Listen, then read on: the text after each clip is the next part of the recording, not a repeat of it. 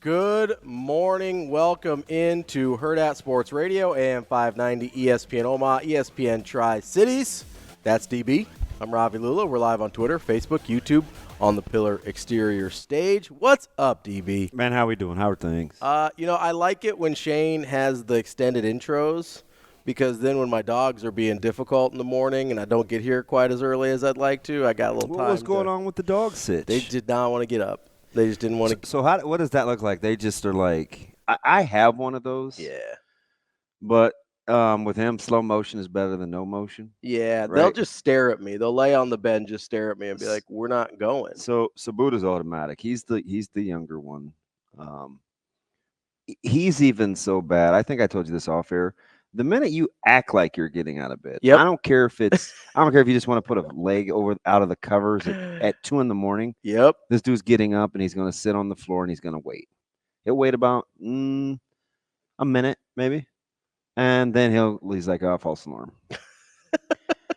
In the morning though, that dude he's going right to the door. He's going to sit and he's going to the kitchen.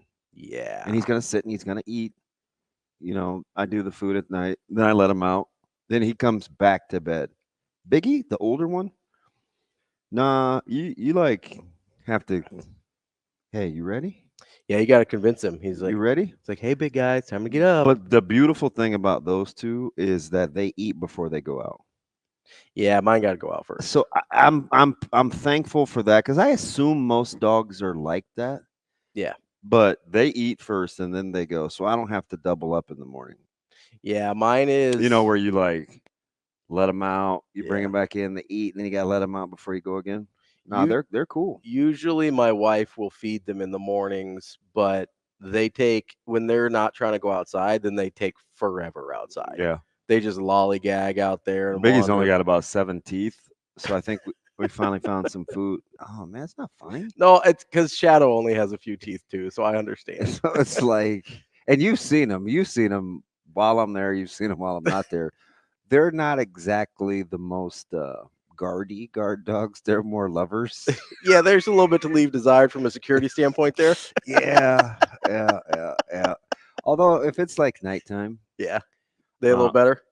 for sure, Buddha, that dude stays on high alert. But like when people just walk in the house, now if he hears something, it's different. But when people come in the house, it's like, guess who's back? They didn't know I was there till I pet them. Yeah, isn't that weird? Like I walked all the way. I was like, oh, maybe they're in a kennel or a room or something. I walk all the way up to them Dude, and just pet them, and they're like, oh, hello. We didn't. This is crazy. We didn't even really kennel Buddha. Yeah. Now he took it took some energy, but I was like, he has a guy that can lead the way. Mm-hmm. So let's just try to get him to do what Biggie does. Yeah.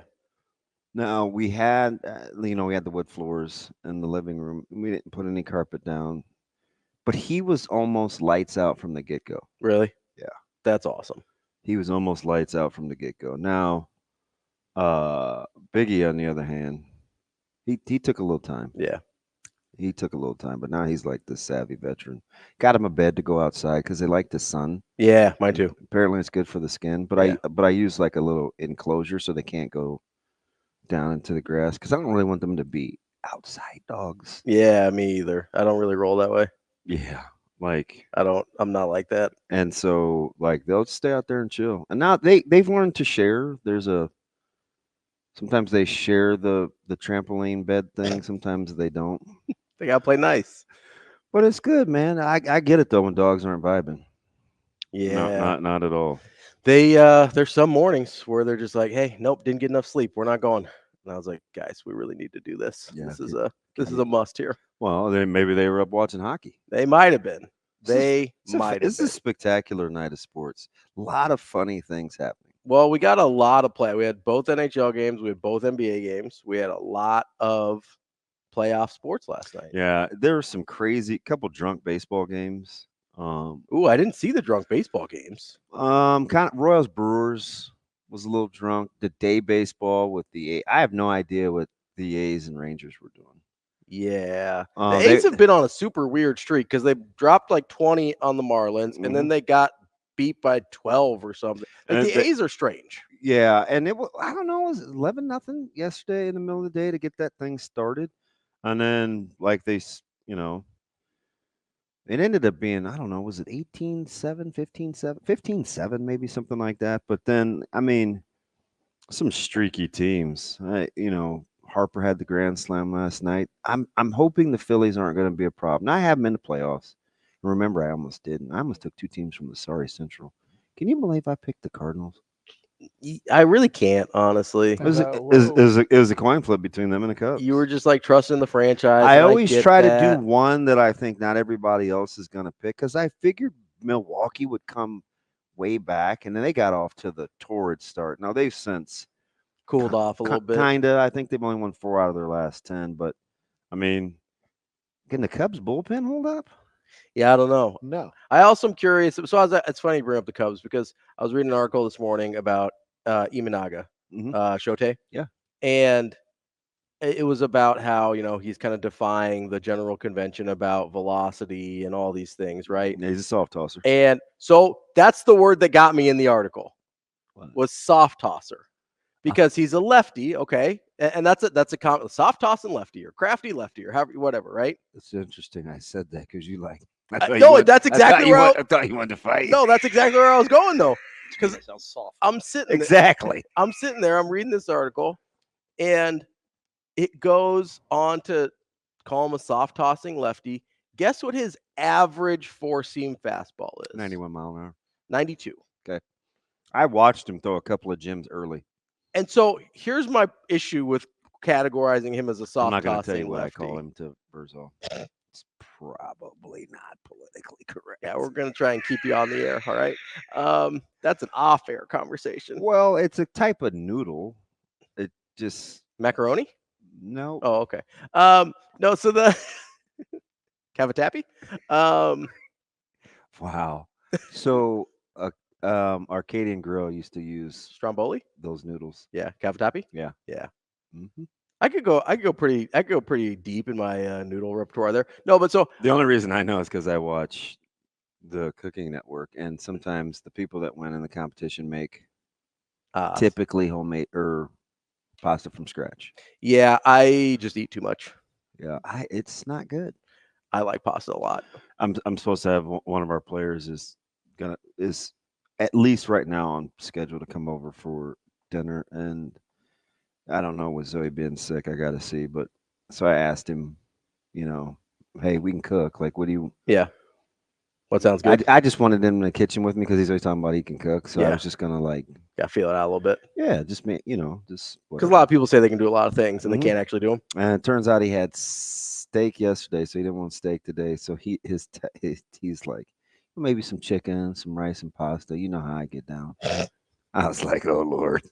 Listen, he's a kid. He needs those carbs. I know you aren't on that carb train. He's like 272, so I don't know if there could be 2 people in the kitchen, but we'll figure it out. My wife calls those like a 1-butt or a 2-butt kitchen. Like, you can be 1 butt in there comfortably, you have 2 butts in there comfortably. I'm reading this article about Imanaga, and soft tosser. Yeah, but like, he's not really. Like, 92 is not so. I get comparatively. Do you watch him work both sides of the plate? Yeah. Though? So I think I would use crafty. He's a crafty lefty. So how he doesn't challenge guys, I think fits that. But 92 as a lefty is not like, I get the world has gone crazy and everybody throws 900 miles an hour now. Dude, I watched the guy throw a 91 mile an hour slider yesterday. Yeah. I sent you the video. That's a hard. 94 mile an hour changeup. It's freaking bats. You know how hard you have to throw for 94 miles an hour to be your changeup? Yeah. And so I think I had this conversation with you recently about how, like, when I think the soft tossing lefty, I think like Jamie Moyer. John Tudor or somebody. Like, I'm talking like low to, like, he tops out at like 86. Yeah. Like, used to be 92 used to be pretty good velo from a lefty. Remember when Avery was like the soft Steve Avery? Yeah, was like the soft tosser of that staff. Yeah. And I was like, well, wait a minute, he does pitch with Glavine, but it was just interesting that. Well, and John Smoltz was and he was topping out like 96. 96 doesn't even get you in the top like 100 now. You want the funniest thing about that? What? So, I'm a big Walker Buehler guy. Mhm. So Walker Buehler, getting into form, and the title of the article: Walker Buehler feels comfortable after touching 96. Okay. He's coming off of 2 arm surgeries. Yep. And 96 is like, I think he's getting there. 96 is like not that long ago. And I know I just sound like an old man yelling at clouds, and that's fine. But not that long ago. Is that a thing? Yeah. Like the guy in Up? More like Homer Simpson's dad. Oh, I got off the Simpsons early. I think like Bleeding Gums Murphy was like it for me. The top like 10, or the first like 10 years were pretty solid. Lisa, but it's been going on. Birthday.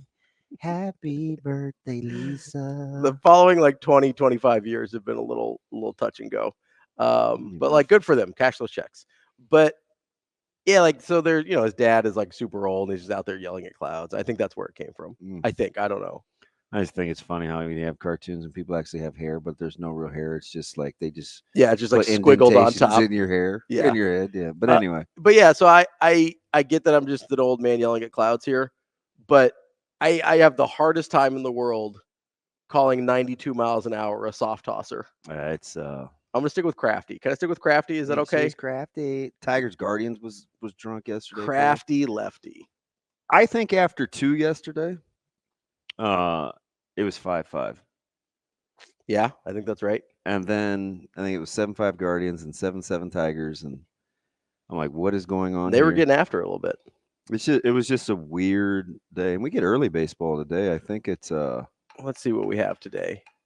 The NBA games were only okay last night. I think it's Pirates and the Angels. Oh, Angel Baroa?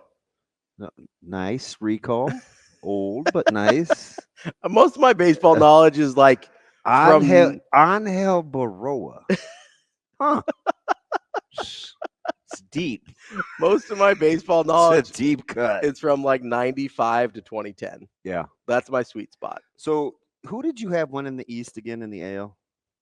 I went Yankees. Okay. Yeah. I picked the Orioles.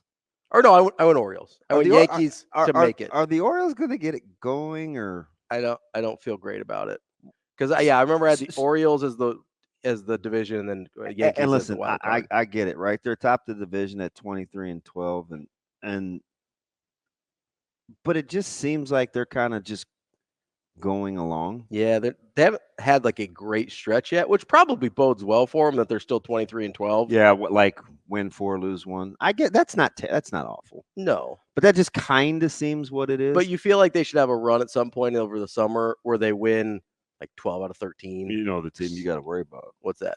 Is the Blue Jays. Yeah, because the Rays are doing Rays things again. I think they've won 5 in a row, but I'm not so sure about Toronto.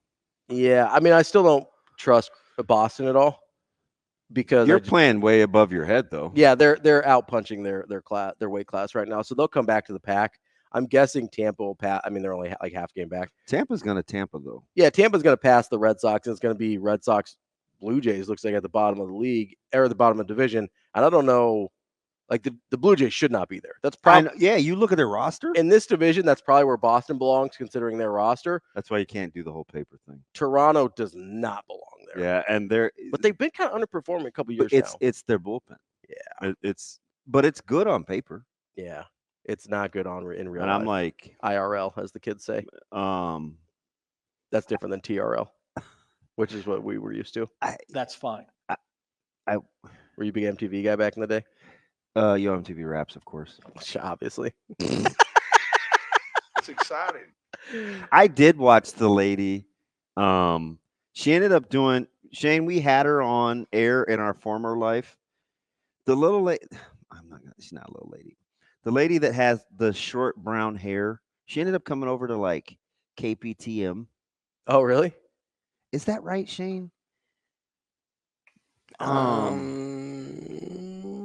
I almost said Martha Stewart. It's not Martha Stewart. Because she just presented something over the weekend. And I was like, how do you keep going? How do you, like, you're a criminal and you're being ex-criminal. Sorry. Shane, what's the lady's name that used to host. TRL? I'm not sure if it was TRL. Because TRL was like Carson Daly was the big one. Okay, so and she then, did what he did. So, Twitter's got it. I don't know. Brian No, it's a female. was another TRL. I'm just thinking all the TRL guys. Shane, she ended up doing local stuff here on television. Craziest thing ever. All right, well, I'm looking up the TRL hosts, okay? I want to say Martha. Was it Susie Castillo? No. Was I would it know a Castillo. It's a pretty Vanessa Lachey? No. It's a pretty standard wasp name. Like a yellow jacket? Taylor? How does nobody flipping TK thinks he knows everything. Can he chime in? Is it not? It's not Hillary Burton. Nope. I got nothing. Thank you. Lindsay Rodriguez. Nope. Tracy got it. Who's Martha Quinn? Martha Quinn. She wasn't even on my list. She's early. Internet, what are you doing to me? Goodness gracious! Thank you, Tracy. Thank you, Tracy. So didn't that lady like do stuff for KPTM here, Shane? No, we're gonna Google Martha Quinn now. That's what I'm looking up. I'm telling you, we talked to her. Short black hair. Yeah, I don't know. I'm looking at the Wikipedia. Listen, hey man, it's not really important, but that's okay. No, I'll mess around with Travis. Yeah, wasp. I didn't know what else to say. You could just say talking to a ghost. No, she was a white woman. You talking to? That's a low-key, really funny drop there, Shane. You talking to a ghost? That's talking to a ghost. Shane's full of them. I know she did something here locally. I'm looking. We got MTV. We got acting roles, career in the 21st century. Jamie knew it too. I should have looked at Twitter. What do we got? I was panicking because I couldn't get Martha Stewart out of my head. Yeah, you were messing with Martha Stewart a little bit. I just saw her doing what? I don't know. She presented something. I got nothing here. I saw it in passing. She did do like news and radio and stuff. I don't see anything about Omaha, but of course she did. I mean, the Wikipedia doesn't have not now. I'm not saying you just don't want to validate me. No, I did a Control F. We're doing a search here on Omaha. It's fine. It's fine. It's fine. It's totally fine. It's exciting. Speaking of exciting, we got a good show for you coming up here today. I hope so. In just probably, I don't know. We'll see. We're kind of trending. Coming up in a few minutes here. It is. We're killing it. Air bump. I did that to you one day because I'm dumb. Yeah. And somebody like screen grabbed it. Yeah. It made my arm look like I had like a 74-inch wingspan. Yeah, it's because like your camera and then my camera, and it picks up. Looks like your arm's super long. I wish they were. I don't know what I would do with them. Probably try and dunk. Probably been a better dunker. I would just try and dunk all the time. I'd have been a power dunker.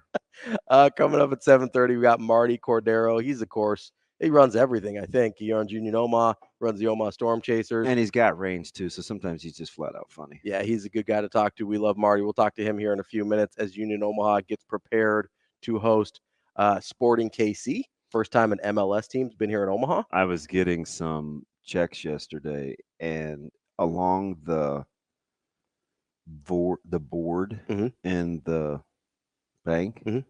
was Union Omaha. I'm excited. I think I'm going to be out there tonight. It's pretty cool because they did a lot of local advertising. Yeah. I'm like, this is pretty sweet. I kind of like it. I saw a Supernovas thing, and they would put a teller on there, and they'd say, "Hey, this is Steve Thomas, avid sports fan, father of two." I was like, "Oh, that wasn't his real name, but I mean, he looked like a Steve. He looked like a Steve, a little waspy. Nobody can do that." Martie Cordaro at 7:30. We will talk Union Omaha. They've got Sporting KC in tonight. They might be sold out. Yeah, they were down to 50 pretty soon. Yeah, it's done. They were down to 50, I think, yesterday or a couple days ago. So we'll ask Martie where they're at there. They very well might be sold out, but we'll see if maybe he's got some standing room only he's going to release to us, and we can maybe get some more people out there. 8 o'clock, we got Brian Christopherson, Husker 24/7. Andy Kendeigh at 8:30 from our guy KETV. Always got jokes. Then we got Mitch Sherman at 9 from The Athletic. Gonna get into some of those conversations we were having yesterday. I always think it's funny. So you know how our Mitch was one of the first national guys, even though he lives up the street, to respond to our interview. Mitch, with Rhule, yeah. He's a very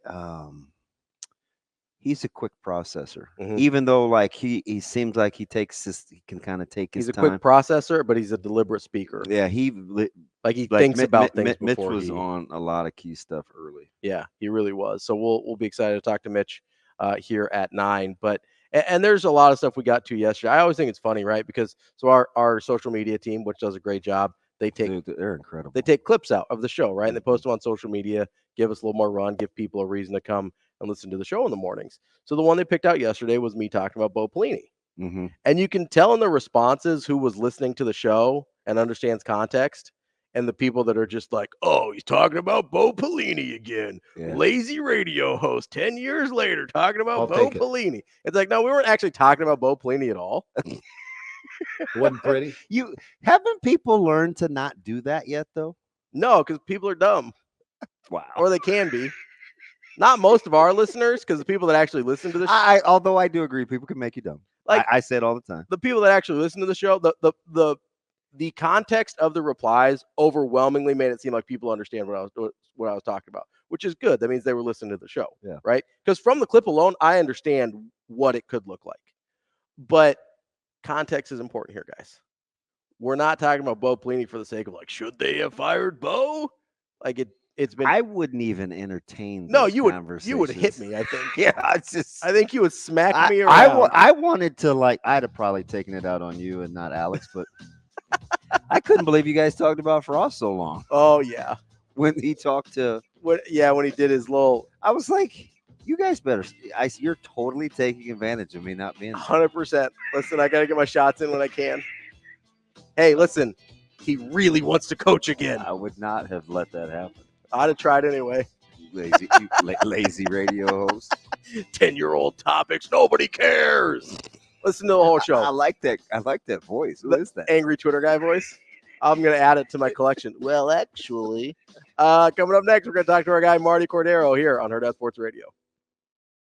Good morning. Welcome back to Hurrdat Sports Radio here on AM 590 ESPN Omaha, ESPN Tri-Cities. We're live on Twitter, Facebook, YouTube. That's DB. I'm Ravi Lulla here on the Pillar Exterior stage. We are joined now by the one and only Martie Cordaro. He's the president of, I think, all of Omaha at this point. Is that right, Martie? Can we have dueling mayors? We have 3. No dueling mayors. Yeah, yes. No, we've got a Mayor Joel, we have a Mayor Martie, and we have a Mayor Stothert. Mayor Stothard's doing her thing, and we're proud to be partnering on a future soccer project. But no, for today, sure, I'll be president. I'll be president of a couple sports teams. Good morning, Ravi, DB. How are you guys? I'm good. How are you? Hey, just as long as you don't try to backdoor any budget issues from city council, the mayor will probably be cool. I mean, no disrespect to Pete Festerson or anybody. No, come through the front door like building new stadiums, man. How about that, Martie? I mean, you have to pretend to be surprised that you have support, but man, you got to be like, hey, we're doing big things. We're doing big things. We're trying. Since Gary Green acquired the club almost 12 years ago on the baseball side. What, one of the coolest people on the planet, by the way? He is. He's a really good guy, and another of his connections. Brought Daryl Strawberry to the Boys Town event last week, and Gary's a good guy. But look, today's a big day for us. Shifting gears and the first place chasers and unbeaten Union Omaha. It's a good double dip today, but Sporting KC coming to town. Big news. First meaningful MLS team game in city history. So it's a big day. Martie, last I saw on the Union Omaha Twitter, they were quickly running out of tickets. Are there tickets left for people to go out and get? There are. We're out of bleacher backs. Those sold out, I don't know, yesterday or Monday, and I believe there's right around 300 of the bleacher seats, in the grandstand, and I think there's about 100 berm/standing room only. So about 400 tickets remaining. So you can get them now. It's not really a bad seat. No, not at UNO. You're on top of the action. It's a really neat venue for viewing soccer, and we want it to be loud. And for those that haven't yet witnessed Union Omaha soccer for whatever reason, or if you're not a soccer aficionado and you want to support local and you want to see the home team hopefully advance again in the Open Cup, tonight's the night. Opening the gates early, 5:30 gates, allow people a little extra time to get in, and first kick is at 7 p.m. tonight over at Kendeigh. Oh, I love how you have the lingo too. Good on you, Marty. First kick. You're like, DB's not that funny. He's been doing this a minute now. With I know he's like a savvy veteran. Marty, like you mentioned, life is good. Yeah, and I get it. Like I always talk to you about being spread thin, but it's a lot easier to be spread thin when you're having dual success, right? You got to the 20-win mark early, especially compared to a few years past with the Chasers off to a really, really good start. No, it is. And with the Royals, well, I mean, what are we at? 5 straight now? 6 straight. 6 after last night. Yeah. And after the Royals signed, a number of free agents at the big league level, it allowed players that needed a little extra time to develop to stay here, and to be in Omaha, and you're seeing the successes of that. Manager Mike Jersley continues to bring his calming watch and management style, and it's allowing players to develop. And the Royals, the Royals, not only did they sign players, but so far so good. It's worked out, and led by Seth Lugo starting, it's really helped lengthen the rotation in the bullpen, which has done the same in AAA. All right, Marty, I know you've got the double dip today, probably a little more in soccer mode since it's the big MLS team coming up to Omaha. On what are your different roles look like today when you've got both things going on? It seems a little hectic for a little pea brain like me. That's both of us. Look, I most of the planning and execution related to tonight's 7 p.m. kick over at Kendeigh has been led by our I guess new GM. She's been with us about 4 months, Alexis Boulos, and her team, as well as our operations lead, Matt Sutter, and his ops team. There's a lot involved in moving signage and moving our home, if you will. I would say that it's not difficult because it's what we do each day, but it's time consuming. And then when you have 2 games on the same day, which has only happened once before. Previously, we played a match at Morrison Stadium a couple years back and had a baseball game going on at Werner. That was at the same time, not 2 separate times. So this is different. This will be the largest crowd we've played in front of in town, other than the finals in 2021 out at Warner Park, which was over 5,300, and tonight, should be a sellout right at 4,300. So there's a lot more involved, and there are people coming in from out of town, quite a bit from a Sporting KC perspective, and we want to make sure that we're hospitable in the stands, hospitable at the concession stands, and hopefully not hospitable on the field. Marty, you got to answer me something here, because you did something pretty cool with Union Omaha, and you got off to a good start with Mims, and then you make another good hire, which a lot of times doesn't happen with Cassie. I'm going to mispronounce his last name. Coach Cassiato. And you're continuing the ascent. What has made this thing so viable? Because we get into this all the time with other sports, right? Is it coach? Is it specific to the coach? Is it a good job to have? Is it specific to the coach? Is it a good job? This apparently just appears to be maybe both, right? Where you made kind of a seamless transition after losing a good coach in an infancy part of a program that doesn't happen a ton. Yeah, look, I go back to Gary. I go back to how we hire. We genuinely want good people, quality people leading our programs, and not only leading our programs, but working with us. We want people that aspire for more. You know, we don't hire people looking for them to stay at Omaha Storm Chasers or Union Omaha. If they decide to do that, great.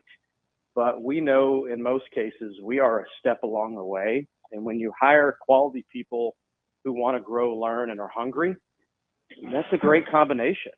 And, you know, we've done that obviously off the field for a number of years. And now we're doing it on the pitch, on the soccer side. This is our first jump. You know, we're only a little over 4 years into running a sport side of things. But, you know, we hired Coach Mims. He was a community guy, successful here. Obviously, he's moved on to Memphis at the next level, USL Championship. And then Coach Casciato, this was his first jump into being a head coach.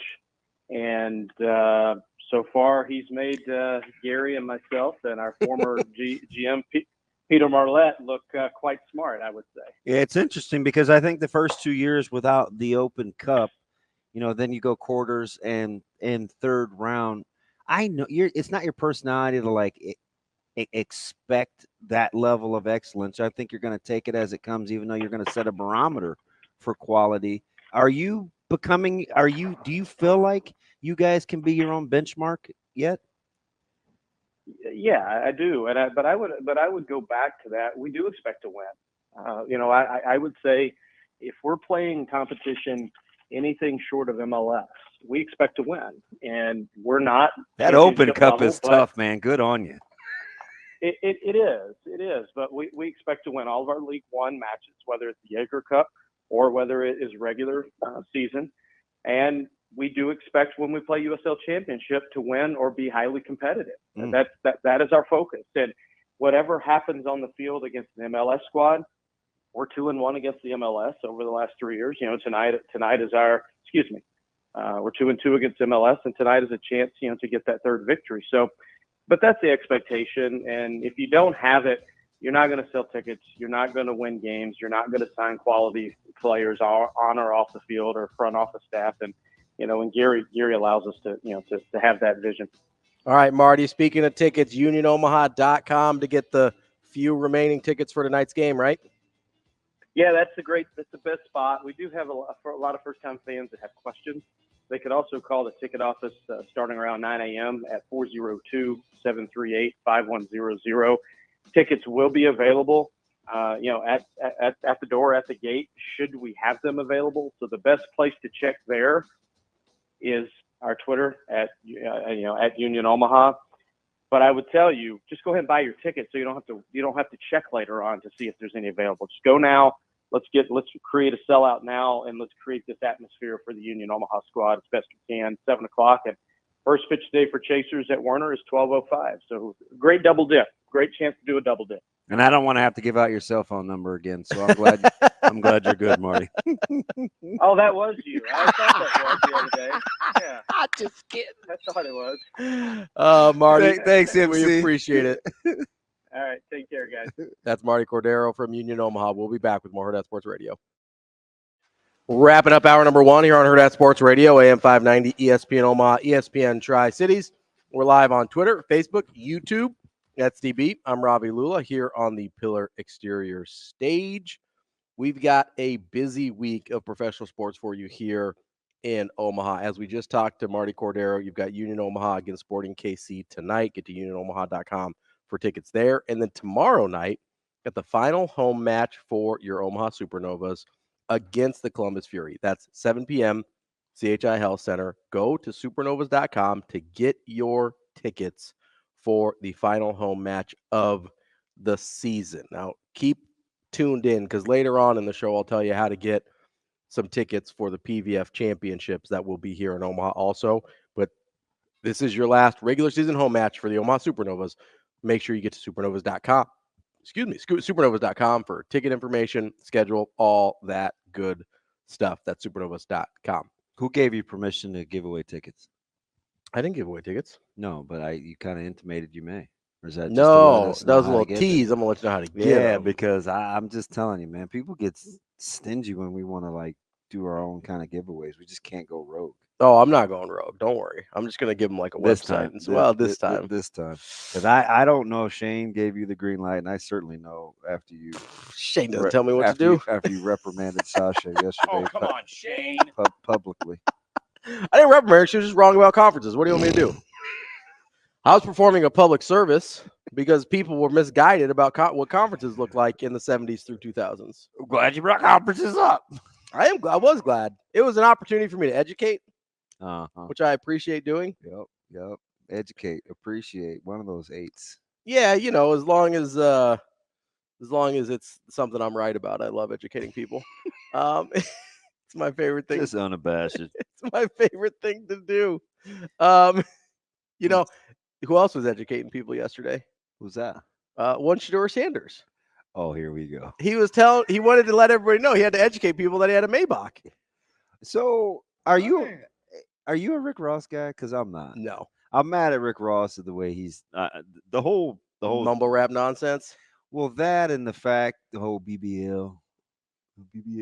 Yeah. Him and Drake, and I'm kind of over that. Although it's just been like diss track central the last 3 weeks. Yeah, I don't care about but that. But it at all. originally started with Rick Ross and Drake. But I mean, why wouldn't you want to be down with Rick Ross's production company? I don't know when they're playing football, but I don't know, at some point maybe. I guess. Hey, stay distracted as long as you want. Yeah, you want to stay distracted through like September, that'd be fine. That'd be cool. I'm good with that. You know, the interesting thing is there are all these, and I heard somebody's, gosh, was it Boyce? Somebody sent me a conspiracy theory thing. Okay. That the run on the quarterbacks this year was so teams didn't have to draft Sanders next year. Yeah, I don't believe that. And it seemed like a reach. Yeah, I don't buy it. Until it came up on a national talk show when I was driving around. Was it Dockich? Gosh, this is terrible show prep.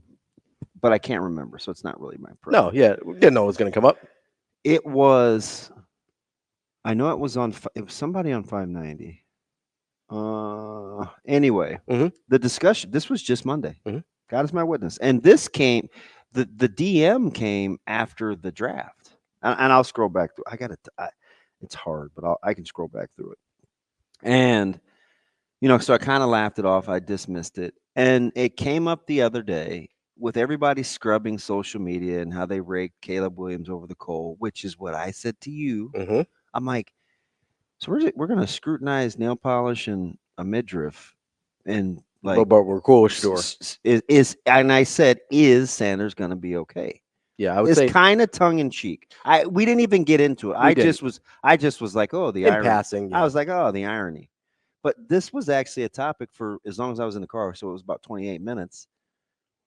That would GMs and teams be turned off by Shedeur Sanders' social media game? And would he be a good guy to be able to fall in line in the locker room? Yeah, good luck with that. Yeah, I don't know, though. Because it just got me thinking, and I meant to talk about it yesterday, but of course, we were in school. Hold that thought for a second, right? Because what is something that we admired Dylan for in the spring game, right? Where he made the bad throw to Bell. Bell or Barney? It was Bell. Okay. Made the bad throw to Bell, caused the interception, even though it went off Bell's hands. And he goes, yeah, no, that's on me. That was behind him. It wasn't on time. That's my bad. Didn't even let the idea of Demetrius Bell touching it enter the equation, right? So we're like, okay, we like that he does that. Now I know it's a little different, but isn't that pretty polar opposite from what we've seen Shedeur Sanders go out and throw former teammates under the bus? Yeah. Like that's where, because listen, I think you're right. I think GM should have a bigger problem with what Shedeur does outside of football than what they did with Caleb Williams. And frankly, Caleb Williams is a better football player. Like that's not a hot take. I'm not hating on Shedeur. Like Caleb Williams is better. But I think, and maybe I'm wrong, I think GMs are more comfortable with the type of nonsense that Shedeur brings to the table because they've seen it before. they've seen the guy that's like really flashy and arrogant and wants to let you know how much money he's got, and wants to let you know, oh, look at my watch and look at my car and look at all this. And like the cocky, arrogant thing seems like they're more comfortable with that because they have a prototype for how to deal with it. Like usually it's a wide receiver or a corner, right? But they at least know that personality type. I think the scary thing with Caleb Williams is they don't understand it. They don't understand that type of personality. Mm-hmm. That's the bigger deal than, oh, he paints his nails, or like they just don't know what to do with it. They know what to do with Shedeur. Now, I'd be more concerned as somebody who is not an idiot. I'd be more concerned about Shedeur than I would be about Caleb. Yeah, it's just interesting because he's going to fall. He's going to have to hit the, the measurables will come into play. Mm-hmm. His real size, all the things that we saw with like Jaden Daniels. Mm-hmm. Because I still don't really know how big Shedeur Sanders is. I don't either. So it's like, okay, they're going to get into the arm talent. That will be part of the scrutiny. Mm-hmm. Who else is coming out? I assume, Carson Beck and and some guys. But probably it's Quinn Ewers. Yeah. Yeah. The 2 Heisman favorites. Yeah.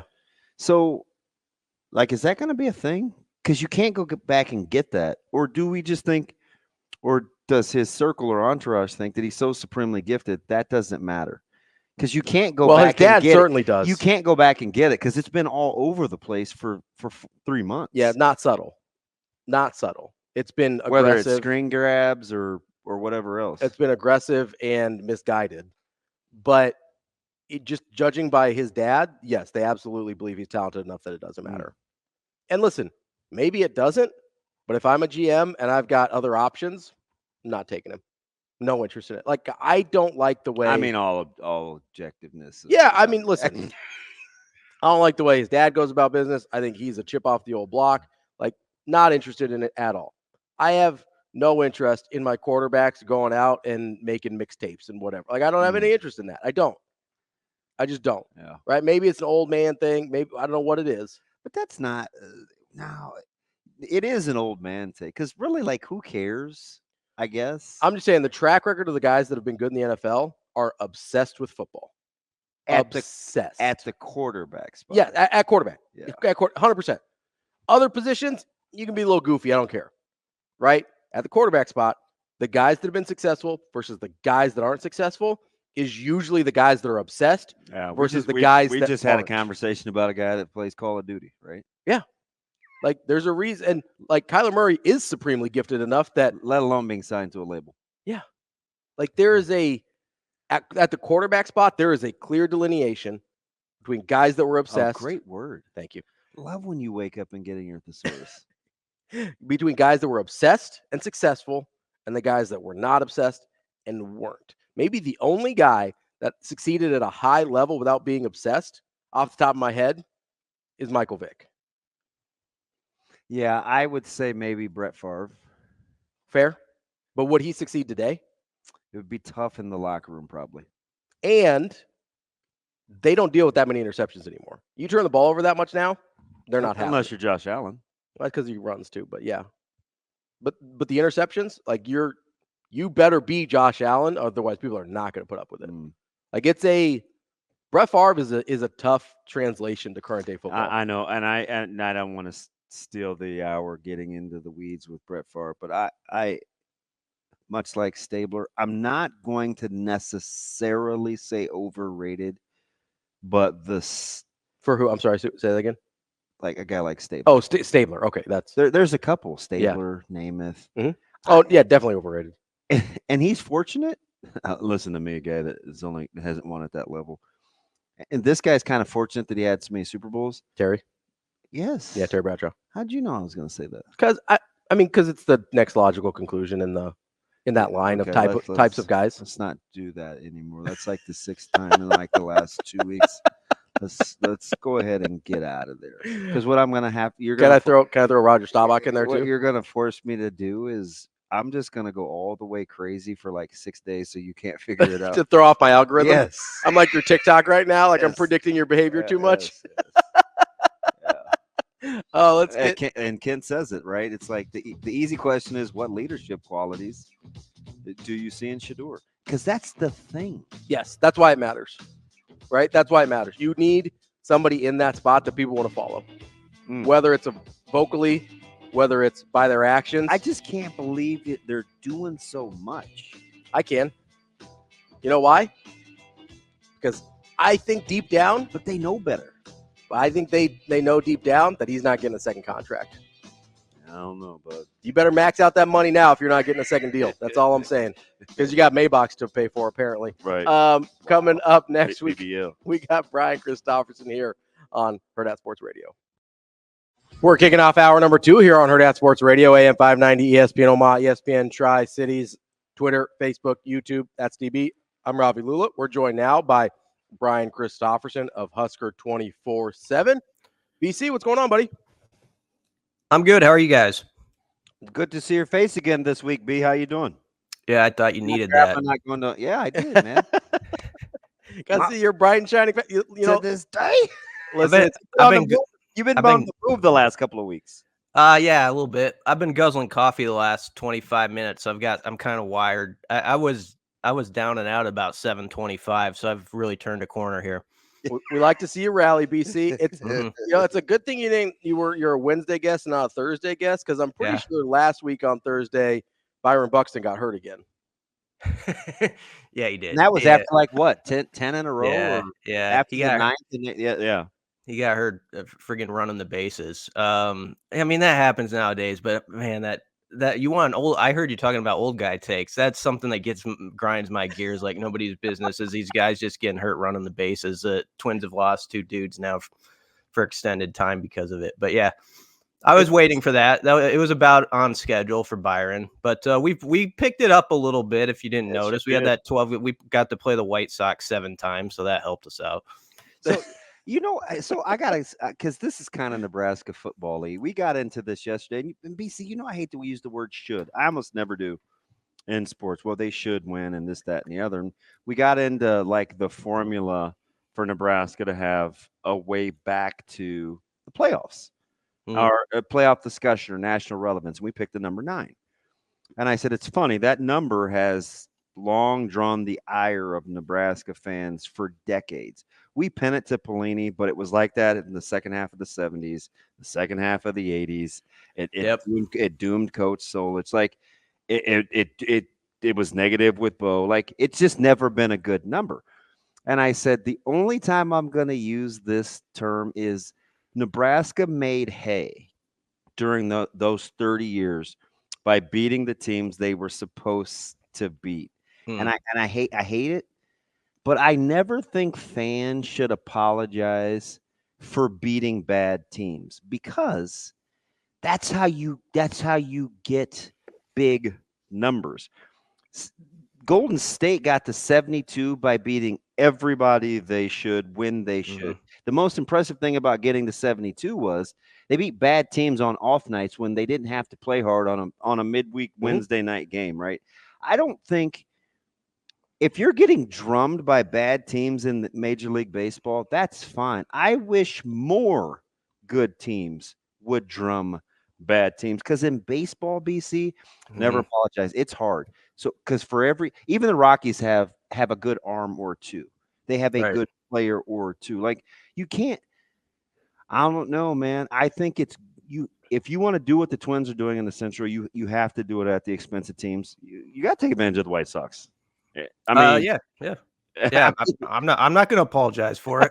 We were 7-13, and I was on here a few weeks ago, like, oh yeah, the Tigers are going to win. I was like so down. I was talking up the Tigers on here. I remember that. So yeah, I'm not taking back those wins over the White Sox. And it's a good point about, Husker football. As tough as the November was with those close losses, that October, I'd been waiting. That's why, in part, why November was disappointing to fall after, because I'd been waiting for a month like October where they beat Northwestern, Purdue, Illinois. Those are teams I'd always like circled more than these like supposed marquee games that are going to air on prime time or whatever. I kept thinking to myself, that's the step Nebraska has to take, where you got to claim those games. And we don't even have to call those teams bad teams, because they're not. But like those middle teams right now, sort of bunched up in the middle, you've got to get to the top of the middle and then work from there. And so, yeah, that's me trying to connect the the Twins beating the White Sox 7 times to Nebraska's October 3-game winning streak.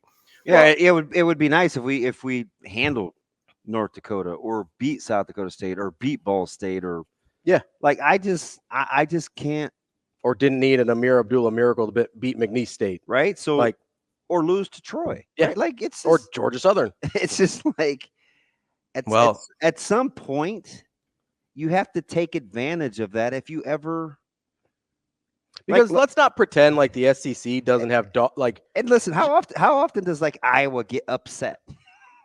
Not often. Not a ton, right? Like how often do teams that are consistent lose to programs that they're perceived better than? Like that's just got to be part of the discussion if you ever want to be relevant again. You can't lose to. That's how you raise the floor. You can't lose to Maryland, right? You can't lose to Michigan State or Indiana or Minnesota when they bring 50 guys, right? Like you can't lose those kinds of games. Yeah, I mean that's a big step for Rhule in this program to take, and I did think October was a sign of that. There's work to be done there, and I think another big part of that is Oh, we lose him, Shane. Uh-oh. Yep. I think we lost him. Okay, we'll work on getting BC back there. But no, I mean it's a fair point. Like I understand that people get annoyed when you look at the 9 wins or whatever, and it's like, well, look at who they beat. I get that, right? No, we're not afforded that luxury anymore. No, that's what I mean. Yeah, don't get that's it where anymore. I'm going. Don't get it anymore. Right? You don't get the luxury of don't let people say that to you. Any wins that you get now are good wins. Yeah. All wins are good wins. Yeah, don't let people say that to you. And don't act like every SEC school doesn't play some FCS team in mid-November. And right? Don't act like half of the SEC is actually bad. When you because it is. When you were pretending to be Denzel in training day, going on King Kong, beating your chest over Nebraska's 30-year stretch. To this day, they beat everybody that they were supposed to beat in their conference. 100%. We have Brian back. And it didn't get our attention until they started losing to Colorado. Right? So don't let people off the hook with that. BC is back here with us. We appreciate BC. Is he on the phone, Shane? That is correct. Okay. So BC, I wanted to ask you this about the 9 wins because I think DB's right. It's always been kind of a bugaboo number in people's heads, and I don't know if it's just because it's not the you get to double-digit wins, it just feels different, right? But do you think the context of what 9 wins could mean moving forward? And by that I mean, I did the research on it through the playoff era. If you get to 9 wins, you're going to be in the neighborhood of that number 12 spot. Some years you'll be in, some years you'll be out, but you'll be in the conversation for sure. Do you think that new context of what 9 wins means will help Nebraska fans get over that mental hurdle? Yeah, I think so. Sorry about that I dropped off. That's there okay. Too. Bad stream problems. Personal, I guess. But yeah, I mean, nine wins. You're right. In this day and age, would probably put you right on the doorstep of the playoff, and it's going to be more of that NFL mentality. It has been in college football for a long time, and I think more and more fans are realizing that. You've heard, Matt Rhule talk about it. I know I'm not probably supposed to bring up Trev's name, but Trev Alberts always used to talk about that. Like, get used to these games. That are going to go down to the last 5 minutes. They're going to be decided by 3 or 4 points. It's like Sunday, at 2:50 p.m. Central around here, where you turn on the NFL and it's going to go down to the last drive. And that's why, like, when you had, Coach Rhule on the show last week, and the way he stresses all those little things and the way the theme is chasing 3, in the off season and stuff, it's understood. Like, I mean, that's the climate we're living in now with these games. You've just got to have that 1 or 2 extra details to put you over the top. And along the way, of course, with that, because these games are so close, it's just common math. You're going to lose a couple probably in a lot of years where maybe you have a really good team, but you lose by 4 points one week, but you win your share and you end up 9-3. And you're right. Ravi, I mean, you're right there in the conversation. Then if you notch a big win on your belt and take care of the games Damon was talking about earlier, it's just like handle your business. So I do think we'll look at that number a little different. We'll also look at it differently because it's been a while, right? I mean, Nebraska's been stuck on 4 or 5 for so long. I mean, 9, you're doubling the win total basically. So I think people will be through the moon about it. And if they're not, we have to have a talk with them because they should be at this point. Yeah, he walks Coach Rhule, doesn't he walk like it's almost mythical, but I'll just stick with magical. I guess there could be intertwined this fine line between being such a hardcore realist. And he constantly reminds, hey, we're 5-17. Hey, we haven't won enough for folks to tell me what to do. Like, just let me do my job. Or, hey, this is what you get when you hire me, right? Like, he's told us all along where our pecking order is. Now, whether we subscribe to that, buy into it, or realize it real time, I guess that's on us. But he walks this line of telling us exactly where we are without being deterred by where he thinks we're going, right? Like, he has a gift for that. There's this real pragmatic component to him, but he can cast a vision that comes across as very believable because you can see the plan kind of unfolding. Is that kind of what you get? Yeah, I think so. And also, you can do a lot of good things in the off season like they're doing. Like, I mean, this weekend in Omaha is a prime example of that, where that's a real thing that if you keep consistently doing that, that's going to help you with recruiting and help you within the state. And that's one of those things that's a good headline. And it's like a very positive thing when we're not playing games for 4 months. You can do that and still not get caught up in patting yourself on the back or like buying into this. There's that whole narrative, Nebraska always wins the off season, right? Like that's been out there for a few years. They're so good at like social media and the way fans and media sort of produce it. Sometimes that people are like, yeah, they do well. And then you get to the games, it's a different story.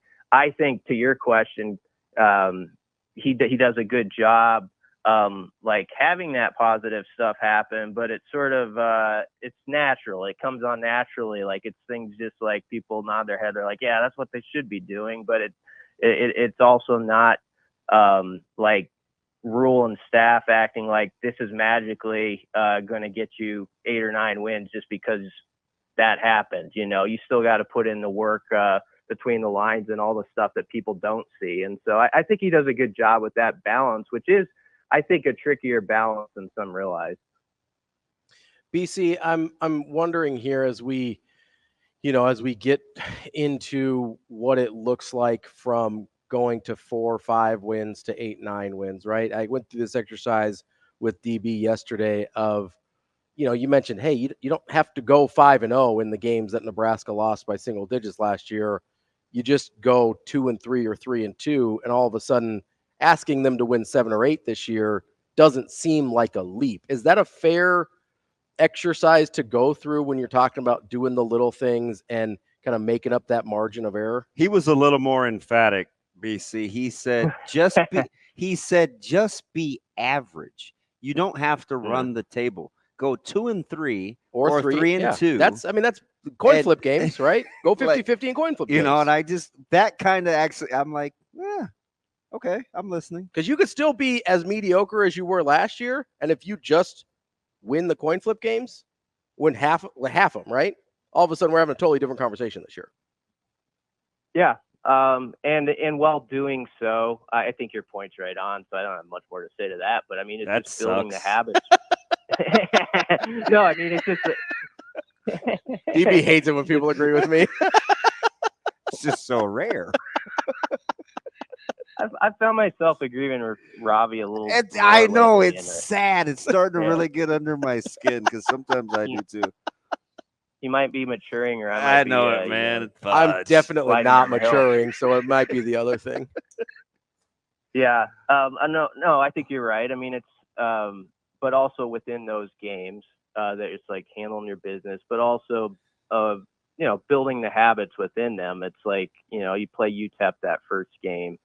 And I liked, I listened like everybody else last week when he was on your show, and I liked that he was saying, don't we're going to talk about Colorado. That's just the way it's going to be. But it's like, his focus and the team's focus has got to be on that first game. It's like, let's be 1-0 for the first time since 2019. Like you gotta check these boxes first, and there's enough of those little things that should motivate a team. Like, let's have the first weekend of college football not be sad around here. That's been honestly a really tough thing for Husker football. Like, the losses obviously hurts, but it's like that first week Nebraska's lost games on week 0, and you can feel it around this state, and it penetrates inside the walls, like in those years where it's like, man, there's already a dark cloud hanging over this season. How do you even get this thing back on track? So I like the fact it's like, take care of the first game first. Let's just worry about that. The big one will come after that. It naturally does. And then, as Ravi says, there's those games, if you tick off enough of them, you will be at 8 wins or so.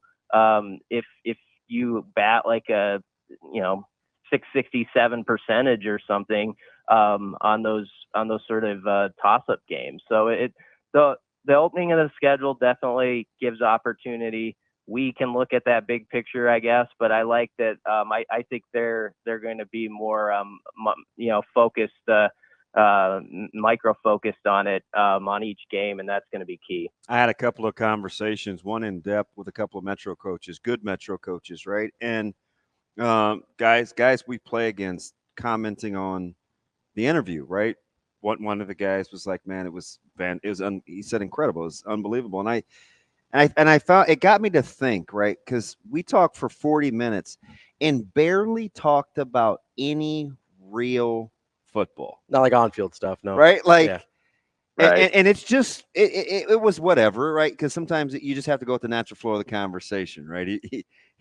He said, you guys talk about Malcolm Gladwell and Philosoph more than any sports talk show I've ever been on, or any radio station I've ever been on, including NPR. And I'm like, but we're still captivated. What is it, BC? You transcribed almost the whole thing. Like, what is it that keeps us captivated and encouraged without even really talking football, when all I've heard for 15 years is we don't have enough talent. You hear all the reasons why we're not winning. Like, why is that so engaging? I just think it's fun when you have a football coach who's willing to branch out and really have just a layered conversation and take it beyond. And there's plenty. I'm not saying there's not coaches around here who do this, but I think sometimes when you get to that level that Matt Rhule's at, there's a lot of coaches who really they keep it so concise that they don't say anything at all. Sometimes you get so buttoned up about everything, and sometimes it's not even necessary. And so I just appreciate, like, whatever question or topic you lead him into, you're going to get usually a thorough thought on it. He knows that, you're not hiding the deepest secrets in the war chest on some of this stuff. It's just conversation that fans appreciate, getting a look here, a look there inside the program, and understanding you're the main outlet to that for fans, a passionate fan base. And I think he's done as well as any coach that's been here at that. And I don't think that's an overstatement at all. I think it's pretty obvious he's been that. I mean, and part of the reason, like, I actually felt bad because I was transcribing some of the interview, and I try to not write too much, honestly, too much of the quote, because I want people to listen to it and not take credit away from who did the interview. But what's interesting is when he starts to say something, it's such a thorough thought that I find that if you cut it off after like a sentence or two, it's not fair to his point that he's making. You know what I mean? That's so, like, real. That's real. That's really good, BC. I agree with you. Yeah. So that's where, like, yeah, I hate, like, trust me, but we did it to you guys a little bit, but the aggregate thing is kind of gets on, it grinds my gears, I guess. And that, so we do it back sometimes, but I think with him in particular, it's like, man, this is a thought, like, I can't stop it here because he's getting to that. He's using that to get to this, and it's not fair to what he's trying to say. So that's sort of what that's a good problem to have though, as a when you're transcribing or you're going through somebody. That's a guy who's a good quote when it does that. When he's telling the story about using a humorous joke about with Marcus Satterfield, and I thought that was just a great line that really encapsulated and could make a person who's sort of maybe been a little down on how things went and I don't know about this guy, and you hear the way he told that and that particular anecdote he used, and it was okay, that I get it, yeah, that applies really well to that, and that's a gift to be able to do that. Yeah, man, BC is rolling. So when he said, and I think he said, I told DB the other day, when he said it when I was at practice, he wasn't in the greatest of moods, and he was kind of just short of kind of poking me in my chest. He was very close to me when he was telling this story. And if you're watching, were you watching his mannerisms, BC, or were you just listening? I did. I was just listening. Okay, I was at a. So yeah. he doesn't even blink when he retells the story, and he's secure enough to live with whatever it is that we glean from that. And he uses it as he was proving a point the other day, and I guess he was proving a point during the interview, but it came across different because now all of a sudden you're like, I took it completely different the other day than I did Thursday when he said it, and it was the exact same story. Yeah. Yeah, I took it. It was kind of fun, humorous the way he presented it, and I just thought that was a really good example to use. That I think a fan says, okay, yeah, I see, yeah, that connects to what was with this football team last year. Yes, they had multiple injuries at running back. 3 guys went out at O-line in 1 week, and your quarterback isn't what you thought it was going to be. Now the other side of this should. Even it out, as people say, that offense was down. 104th in yards per play, and you picked your quarterback, so we can even this out and say there's things that you can take tough critiques at because that's what goes with the job. But I think he does a good job at presenting, as they're trying to iron some stuff out, some of the challenges without also making it seem as though it's, woe is us or complaining or throwing anybody under the bus. And there was none of that. So I think that's what makes it very successful in the way it's communicated. Well, BC, kind of along those lines, another thing he said going up to the spring game was he talks about, I know that Nebraskans want to see the quarterbacks and everything like that, but he's like, I think they really just want to not see us put the ball on the floor. And when you he says that as a joke, I laugh passing, real time too, but I get it now. But also, let's go back to the first question, or one of the first questions I asked you, where I go, okay, if they just don't put the ball on the floor, they win 50% of those coin flip games, right? Just like that. Nothing else changes. Yeah. If they stop putting the ball on the floor, they win at least 2 or 3 of those 50-50 games. And all of a sudden, it's Nebraskans would love that, actually. They would have loved that. He said it so matter of fact. And everybody laughed. And we just pushed it on by. Right.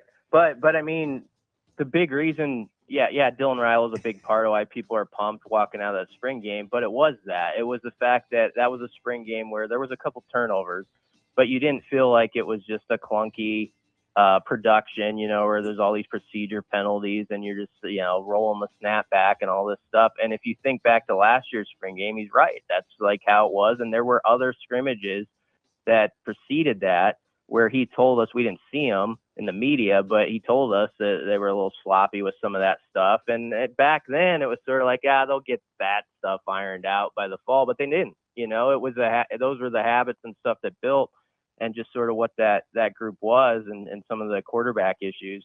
And so that comment he made, it was a little humorous about, let's just not put the ball on the ground, but it has big meaning, and they know that if you flip minus 17 in turnovers and make that even, that's 3 or 4 wins right there.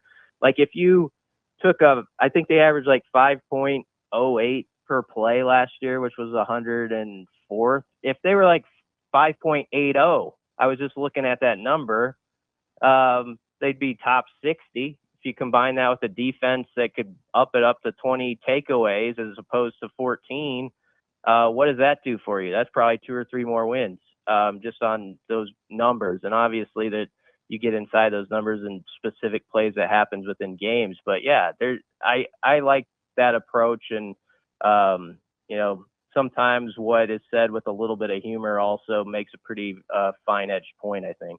That's Brian Christopherson, Husker 24/7. Great stuff as always, BC. We appreciate your time. We'll talk to you next week. Thanks, B. Yeah, thanks, guys. Andy Kendeigh coming up next on Hurrdat Sports Radio. We're back here on Hurrdat Sports Radio, halfway through the show on AM 590, ESPN Omaha, ESPN Tri-Cities, live on Twitter, Facebook, YouTube from the Pillar Exterior Stage. And I got to remind you to go to teamjackfoundation.org. Donate directly on the website. Find what events they're involved in. Find the impact of the money that you donate. Over $12 million and counting to date goes to simple research. Simple. The research isn't simple. The goal is simple. Find better treatments for childhood brain cancer and one day a cure. I say it all the time. Simple goals, not easy execution. That's where Team Jack Foundation comes in, partnering with national institutes to reach those goals. Go to teamjackfoundation.org to learn more or to donate directly to the cause. That's teamjackfoundation.org. Joining us now on the Hurrdat Hotline is Andy Kendeigh from KETV. AK, what's going on, buddy? Well, we're still battling a bad back. It's Oof. been 3 weeks now. It is not good. Nothing worse than a bad back. battling that. Nothing worse than a bad back. AK for Channel 7. You seemed to be okay the other day. Were you just faking, or like what were we doing at the spring game? We were faking it until we make it. That was what I was doing. I wonder. It was just you and Tom. I was like, "Where's the party?" Yep. I am too young to feel this old. That's what I'm saying. So we're getting there. We're going to chip away at this thing and get it right one of these days. So, yeah. Hey. Yeah, I've good steady diet of Advil and Aleve and all that stuff. It's good. Good times. Before we get to state soccer, which is I want to go back to that Saturday because it was Ravi's first experience, and I felt like it wasn't for what surrounded it. Dylan Raiola and the quarterbacks and where was Nebraska. I felt like I didn't know if it was the early start, but the media was very subdued. Do you think? Are we going out of our way? Are we just following Coach Rhule's lead? Like, we've tried to do a good job of not being on the hype train. Are we overly sensitive to not overdoing it? Because it was very quiet. Wasn't it quiet around that place Saturday? Mm-hmm. Yeah, I think there's a combination of factors. I think that it plays a big role. I think people are really trying to tread lightly and trying not to throw too much hype on this kid. And I think we have, we being media, we've made mistakes before overhyping somebody and it doesn't pan out, and then people get all frustrated with the media, right? Yeah. So I think this one we're taking more a calculated approach, but I do think, DB, remember, that was like, there was more talk about those terrible storms on that Saturday morning. Oh, I forgot all about that. I forgot all about that real time. Yep. Because there was some guilt driving down that even I was having. Mm-hmm. No question. Like, should we even be doing this? And this is kind of weird. And our thoughts are with people going through this terrible time, people losing their houses. Everybody knows somebody who's lost a house or been affected by these storms. And I think that kind of played a role in that too, where people are like, okay, for at least 2 hours, okay, let's try to put the self-guilt aside and try to escape. And I think that played a role in the spring game atmosphere. I will say though, leaving that game, I was let's just say, like most people, convinced that number 15 is going to be directing traffic this year on the offense. Yeah, not to gas the fire, AK is a guy that saw multiple. And I was honest with you, like you and I would talk off to the side about stuff, and he I'm telling you, he was even better on Saturday than I thought, seeing him multiple times. Yeah, and I just think I'm not even comfortable saying that out loud, but it's the truth, right? It is what it is. I just thought that the way he carries himself, I thought was as important for me. I wanted to see him. Of course, I wanted to see what his arm looked like, his arm strength, whatever. But he makes the simple throws, the way he carried himself, and the way he led his team. I don't know, for a kid who just got here a couple months ago, it was really impressive to me. And I understand now, and it's interesting when we're talking about hype, he was probably getting more hyped up nationally than he was locally, after that game. Good point. And I, I don't know if there's anything wrong with that, because I think we have taken a calculated approach, but after watching him, I think all the praise was merited, because the kid's for real. I mean, it gives you a reason to can't wait for the fall, and he's legit. You want to see him in a red jersey rather than a green jersey to see what really can happen.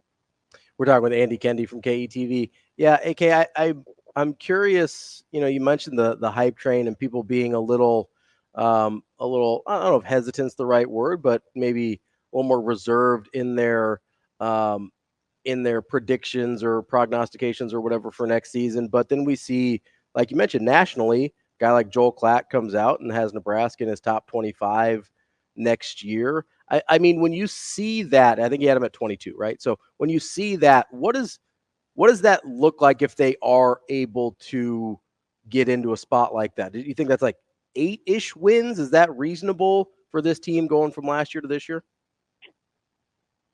Yeah, I think 8 would be ideal. I think for this team, go back to that Bill Moose line. I think you got to get to 6, right? You got to get to 6.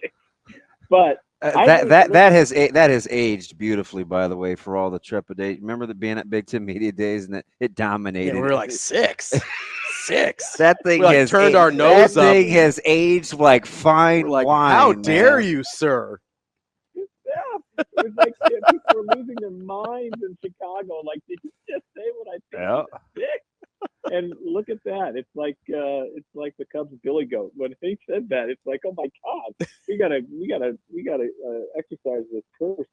But I think some of it, the fellas, really looking at the schedule is favorable, and they really have a chance to get on a run, coupled with the fact that they are better. It's obvious they are better, and they have big boys and guys that look like they look the part, right? And I don't know if you could really say that a handful of years ago. But yeah, you open up with UTEP and Colorado comes to town. You open with 4 home games.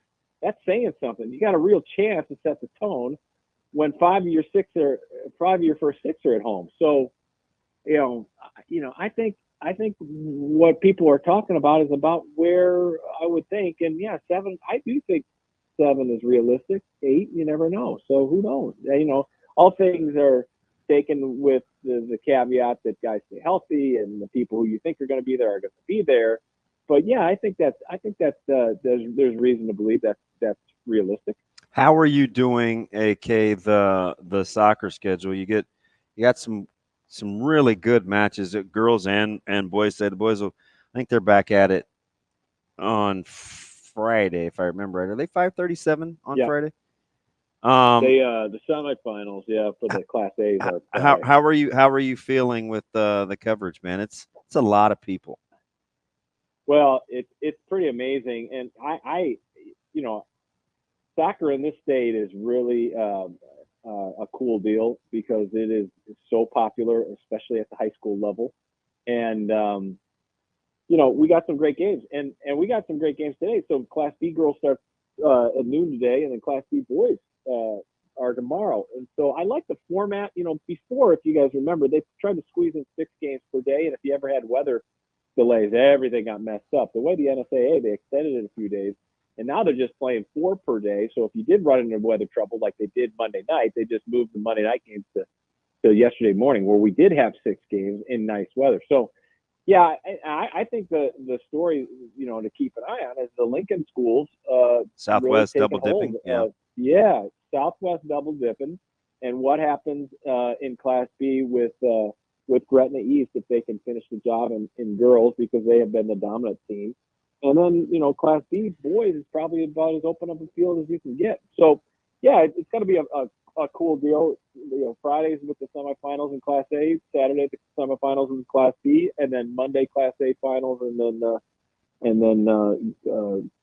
Class B on Tuesday. AK, it's So, I'm crazy. sorry. It's crazy. Boys yeah. go on Tuesday. It's crazy for as good as Gretna Pub has been that just the 1 year split has like changed the trajectory of soccer basically overnight. I know folks in Gretna said, "Oh, we could see this coming. Coach split, players going to split, this, that, and the other." But just amazing to see it play out.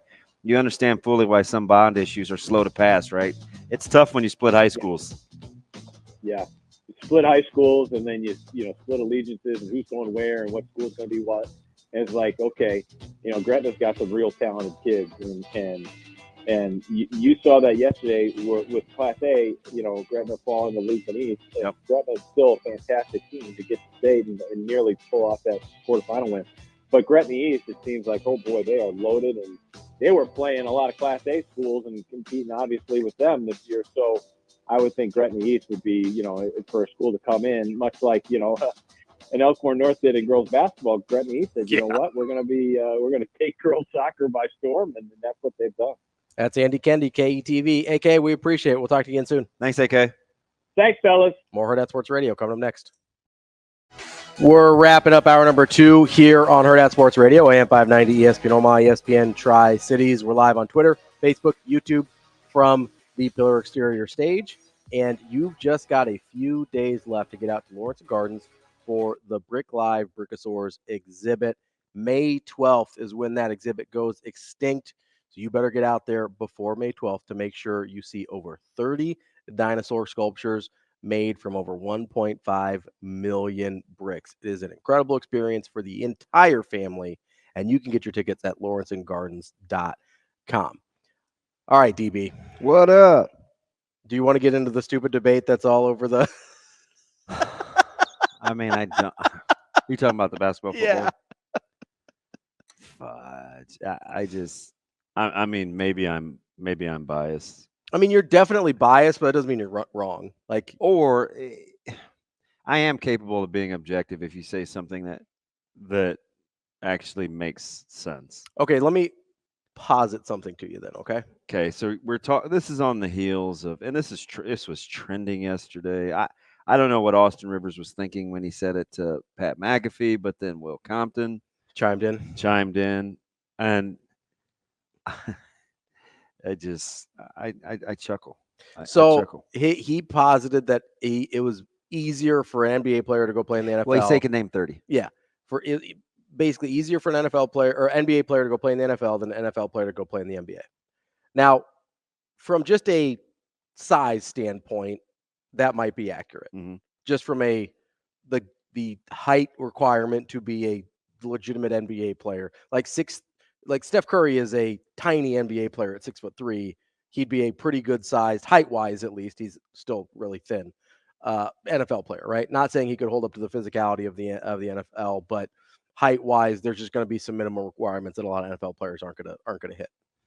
But could I make the argument that there is at certain positions in the NFL, there is an easier translation from pure athlete to productive player than there is in basketball at some positions? I mean, some. Like, what is the most instinctual position where athleticism translates directly to football? It'd have to be in the backcourt. Guards. No, I mean, so what position on a football field is it easiest? Wide receiver, DB. Okay, and that's where I was thinking, right? And there's a bunch of dudes in the NBA that kind of fit that mold. I don't love the Anthony Edwards thing. Do you know how many Anthony Edwards there are out there? A lot. Keon Coleman is Anthony Edwards every day that ends in Y.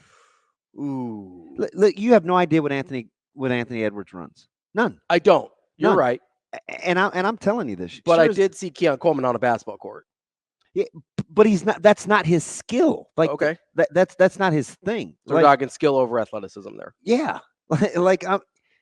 football is highly skilled. I'm talking route. There's no one in the NFL, even Tyreek Hill, had to learn to run routes. Mm-hmm. You're not just running by guys. It can happen, but you need Somebody has to fall asleep. So I would have gone So DBs as less technical than wide receivers. because this is what we think about wide receivers. Oh man, just run and chuck it up and throw it deep. No, and that's why I wouldn't have gone wide receiver. I'd have gone Jalen DB. Ramsey would defend Anthony Edwards just fine. And that's fair. So like, But I think you could take, maybe I'm wrong here. I think you could take certain NBA players and put them at corner and have their athleticism translate pretty well. sure. You know what I would love to see? I What's would that? love to see an NBA guy track a ball in the air. I would love to see an NBA guy turn and run. NBA guys can't even backpedal. That's fair. Like, let's just be real. This But isn't, is it this isn't my bias. I'm just giving you So is it easier? most football guys can't backpedal. So is it easier to teach a guy how to backpedal or how to shoot a jumper? They're both skills. Because that's what this comes down to, right? Is no, which skills are easier to acquire? basketball. It's easier to be a better shooter than it is to turn and run. Oof. Ravi. I think that's where you lose me. Ravi. I get it's hard to turn and run. I can't do it. I'm not saying I can. You can go make threes though, can't you? Yeah. Okay. But I also enough said. worked on that for 20 years. Again, time not being a thing, it's much easier to make jump shots than it is to turn and track a ball. What do you mean time not being a thing? Time is always a thing. Take all the time you want. Take all the time you want. So if I had been practicing Time- for 20 easy. years Let to me turn just- and run. Let me just, I'm going to make it easy. Okay. Okay.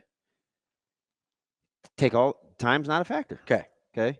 Would I look like a better shooter before I look like a better DB? Look like or actually be? See, there you go with the goddamn semantics. Give it up. No, I'm not. 'Cause Give it listen, up. How many? I can't listen. I can't tell you how many guys that I see that look like they should be good shooters, that they're forming, and they just can't shoot. They can't make shots. Like looking like a good shooter and being a good shooter are different things. Oh my God. See, this is why we can't have adult conversations. It is because your willingness to not concede something so blatantly obvious leads me to believe you're being nothing but stubborn. No, I don't think it's obvious. I think learning skill sets because Let me just take one. okay. I'm just going to take a random. Okay. Okay. LeBron James and Julius Peppers. Would Julius Peppers be more apt to look like a comparable or a competent defensive player in the NBA or a low post presence more than LeBron would look like a capable defensive end or tight end? So here's the problem. Oh my God. Okay. So I'll acknowledge. I think Julius Peppers, because I watched him play at Carolina, basketball and football, right? But I watched him play at Carolina in basketball, and that's a guy that okay, he could defend at a super high level. Mhm. The problem is in the NBA now, if you can't play offense, you can't play. I'm gonna ask. I'll set the whole thing. 'Kay. I'll end the whole discussion. Go ask Eric Strickland. All right. Go ask Eric Strickland. Which one's easier? Yeah. Ask him what happened. Shane, call him. Ask him what. Here, I'll send it to you. Little bum. It was borderline.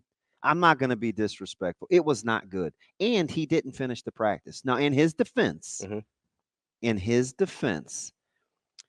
it was the first day, and he didn't give himself time to get acclimated. But I'm telling you, playing on a 94-foot court where you can be twitchy and look super fast. Rajon Rondo could look extremely fast with the basketball in his hand. Let's take John Wall, right? Oh man, you see John Wall with the ball in his hand? He's explosive. Now, John Wall would look like every starting corner in the NFL because John Wall is not going out and running any sub 4.5s. He may be a 4.5 guy. You ever seen those guys? You ever seen basketball guys at combines? Their numbers they're not jaw dropping. Not all of them, no. You have some guys that are. At the end of the day, basketball players cannot handle the physicality.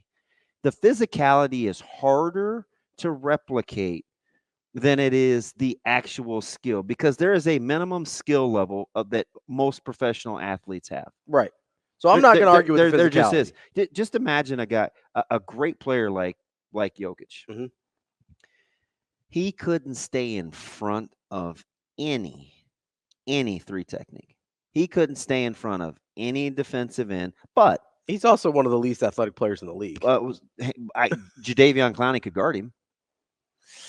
He would. Listen, he's not holding him to 10-4, right? I mean, Jokic is gonna get his, but one would be a lot less laughable than the other.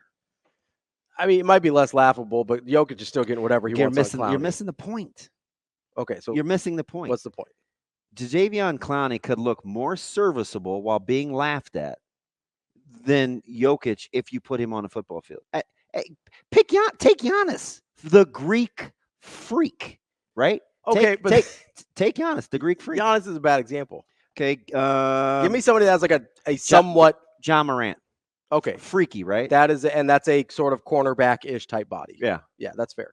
John Morant's more fair. He's Jalen Ramsey, not even. He's Jalen Ramsey without the skill. That's fair, but Jalen Ramsey could be John Morant without the skill in basketball. Because those guys haven't been hit.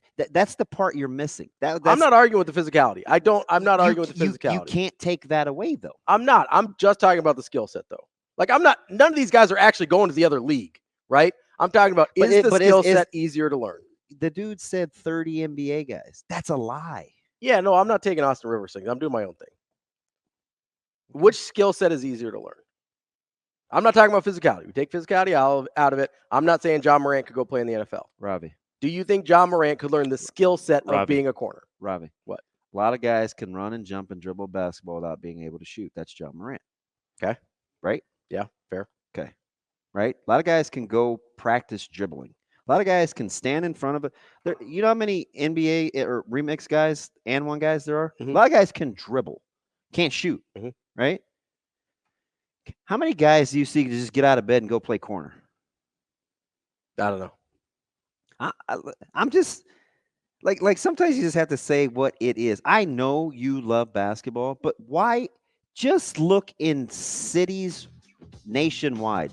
Why do people gravitate more towards basketball than football? You know why? Number one, because you can practice it by yourself. Number two, because the payoff of playing more games is not worth the rigor of practicing 5 days a week and only getting one game. Football is a much harder sport to play than basketball, and it's not even close. This is not even coming from a football guy. Physically, yes. Ask any basketball, football player guys. I agree. Physically, ask Iverson. Physically, I agree. It's harder. Ask Iverson. Well, I don't have his number. AI and I aren't said on, it. We'll Google. And I aren't on texting terms. Kicking off hour number 3 here on Hurrdat Sports Radio, AM 590, ESPN Omaha, ESPN Tri-Cities. We're live on Twitter, Facebook, YouTube. That's DB. I'm Ravi Lulla, and it's hour number 3. That means we're on KFOR in Lincoln as well with our friends there in the capital city. What are you laughing about? Travis. All right, well, we have so many. This is TR, right? He goes, it just was funny because I don't pay attention to me on the stream, which is clear, right? I mean, short of me picking my nose, which would never happen. Try not to do that. I think it's gross.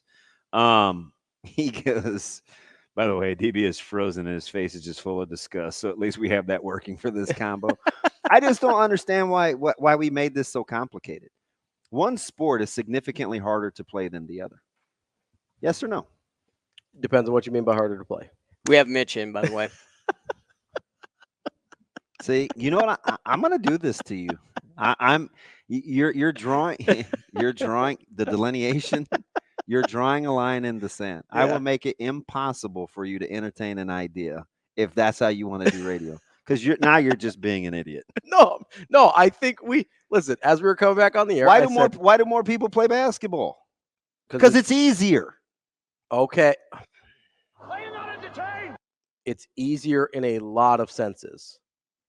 It's easier because you can practice by yourself, like you said. It's easier because you really only need one piece of equipment to play a ball. You don't need to go out and have, you can play football without pads and everything, but you're not playing real football, right? That's what we're talking about. It's an easier point of entry to the sport also. So, yes, it's easier in a lot of sense. It's also easier on your body because you're not getting hit all the time. Mhm. Like, physically, football is a harder game. I was talking about skill sets. I still don't agree. That's fine.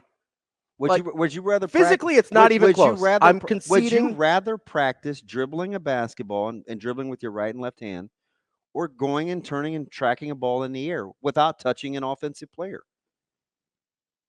I mean, I like basketball, so I'd rather play basketball. But God, can you just can't remove yourself from the conversation. no, I can't because I live here. It's impossible. Let's get to Mitch on the Hurrdat hotline. Mitch Sherman from The Athletic. Mitch, what's going on? Good morning, guys. I'd rather play baseball.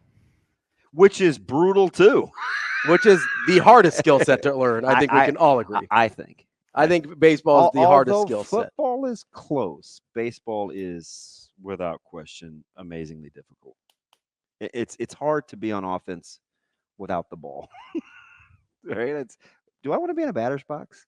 Ravi was laughing this morning. That's a good point. Mitch, Ravi was laughing this morning. They were talking about Imanga? Yeah, in Chicago.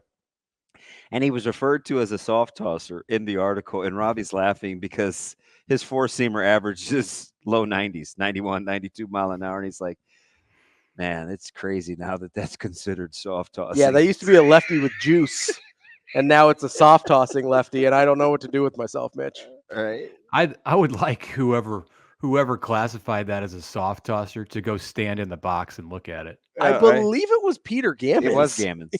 Which is, He knows more about baseball. He's been around. Saberhagen was pretty average there, Mitch. Throwing low 90s, man. That's It's all relative. I mean, if everybody else is throwing 98, then I guess 91 is soft, but it really isn't. Well, Gubazov was throwing like 86 mile an hour splitters. Now you want to talk about the 85 Royals? Let's go. That's guys changes now, right? It's weird. Baseball is hard. It's brutal. By the way, how's Royals fan doing this morning, Mitch? Well, not very good after last night. Yeah, the Royals just that was one of the games I described drunk with the Brewers. Just brutal finish last night in Kansas City. Everything was good up until 2 outs in the top of the 9th inning. I would have answered that question much differently, but hey, you got to make it through those kind of moments in a baseball season. That was awful to watch, though.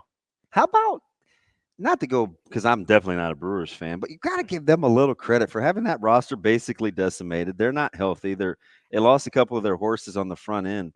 The start to the season for them has been impressive. That was the team that I picked that was in the playoffs a year ago that would not be back this year.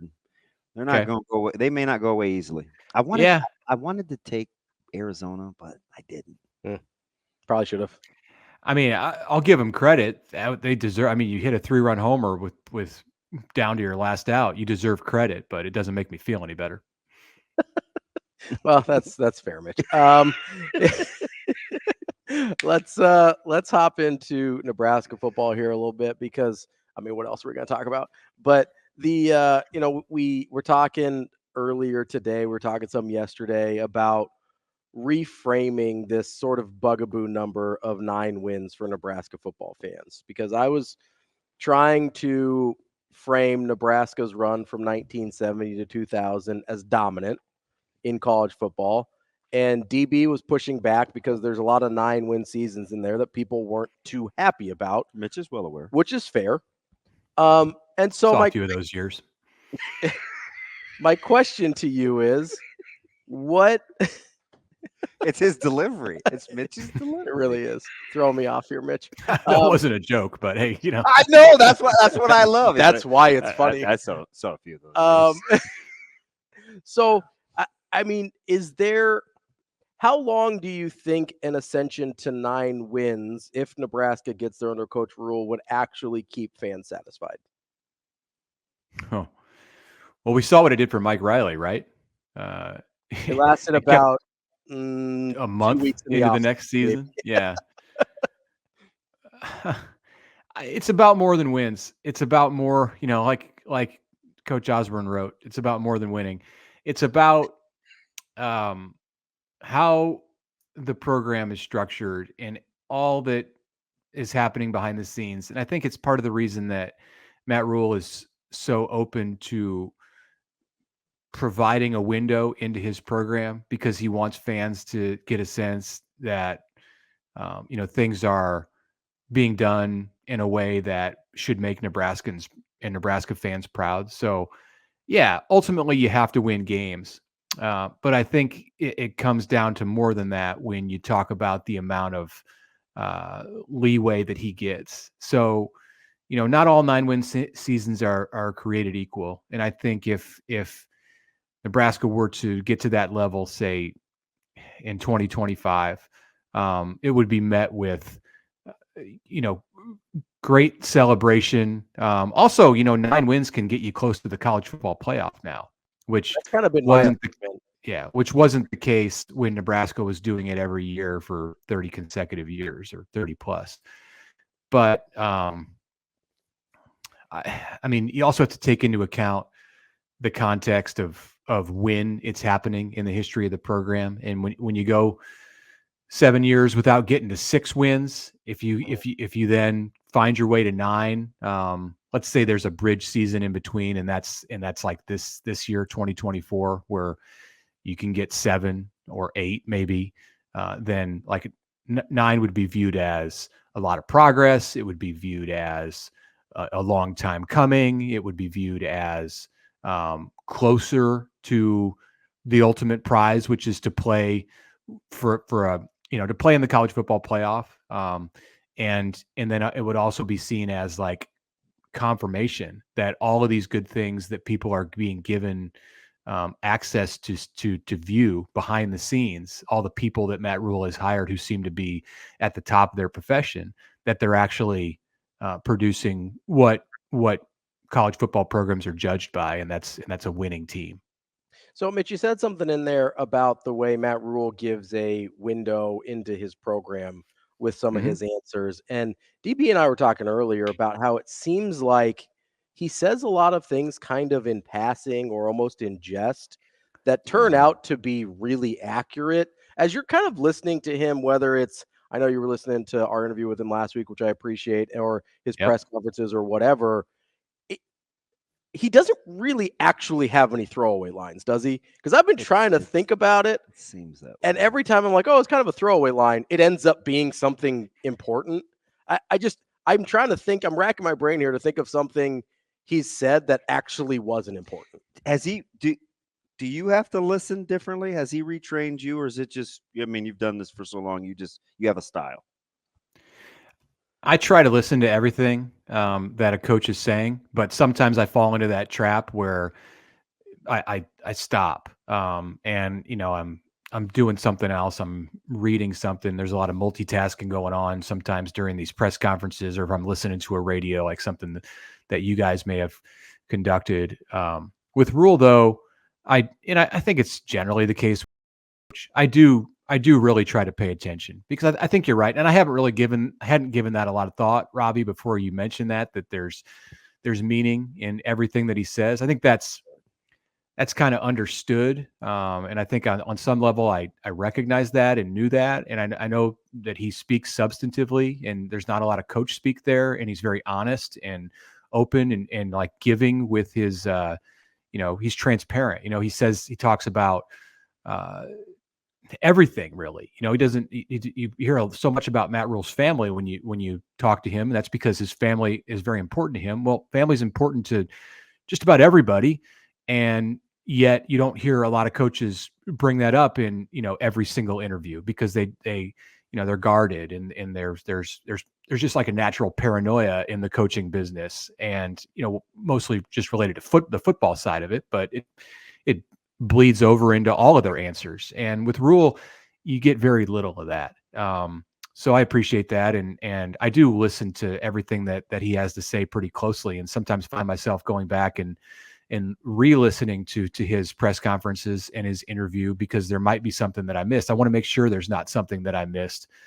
When I said that he gives a window into his program, I don't just mean with the access that he allows to himself and what he says in his answers. I'm talking about the access that he provides into other people in his program. And when I say that, like, I think that's why 9 wins would validate, some of what people believe that they know about his program. I'm not really talking necessarily about the stuff that Matt Rhule says when we hear from him. I mean, like, the opportunity that he allows just regular Nebraskans to get to know the people and the effort that goes into it behind the scenes. Because look, for a generation at Nebraska, or more than a generation at Nebraska, I think people have understood and recognized that Nebraska was cutting edge in a lot of ways and was at the front of the college football world with its approach to strength and conditioning or nutrition or whatever, recovery, whatever was important in that moment. And I think in like Nebraska was always good, but I think in like through the process of like patting ourselves on the back as the community around Nebraska, like it, maybe we didn't quite look around enough, and Rhule's opened my eyes to that, because I think what he's done in like reshaping all of these areas is he has taken Nebraska to a place where it's very much at the top or close to it. And that's really important for people to know. I've got a story coming out tomorrow. I won't completely spill the beans on it, but it's on somebody who's behind the scenes at Nebraska and is just tremendously important to the Nebraska program. And this is a person that I heard Rhule and others just talk about over and over and over, to the point where it got me curious about what this person was doing. So I went, because Rhule green lighted it. He said, "Yeah." I said, "I want to do this story," and he said, "Yeah, you should do the story. And let me tell you more about this person. They're the best that's out there, and that's why he went and hired this person." I don't. I'm trying not to give it away. I guarantee you, if you give me 2 guesses, I'm gonna get it. I'll say I got 2 people who I think it is, but that's fine. So I was in the new complex yesterday, and was like, for one, just kind of blown away by the interview that I conducted, and 2, it was the first time I'd been in those hallways, and it was very, very impressive to see. I'm just gonna say this and leave this right here. This particular individual that I think we're talking about is an absolute boss too, given complete autonomy, and everybody in that place knows. like those are all accurate. It's grass here, or it's like I can't. I am fascinated, because I hope it's who I think it is, Mitch. Because I always want more every time I'm around this person. Always. Okay. Teach me this.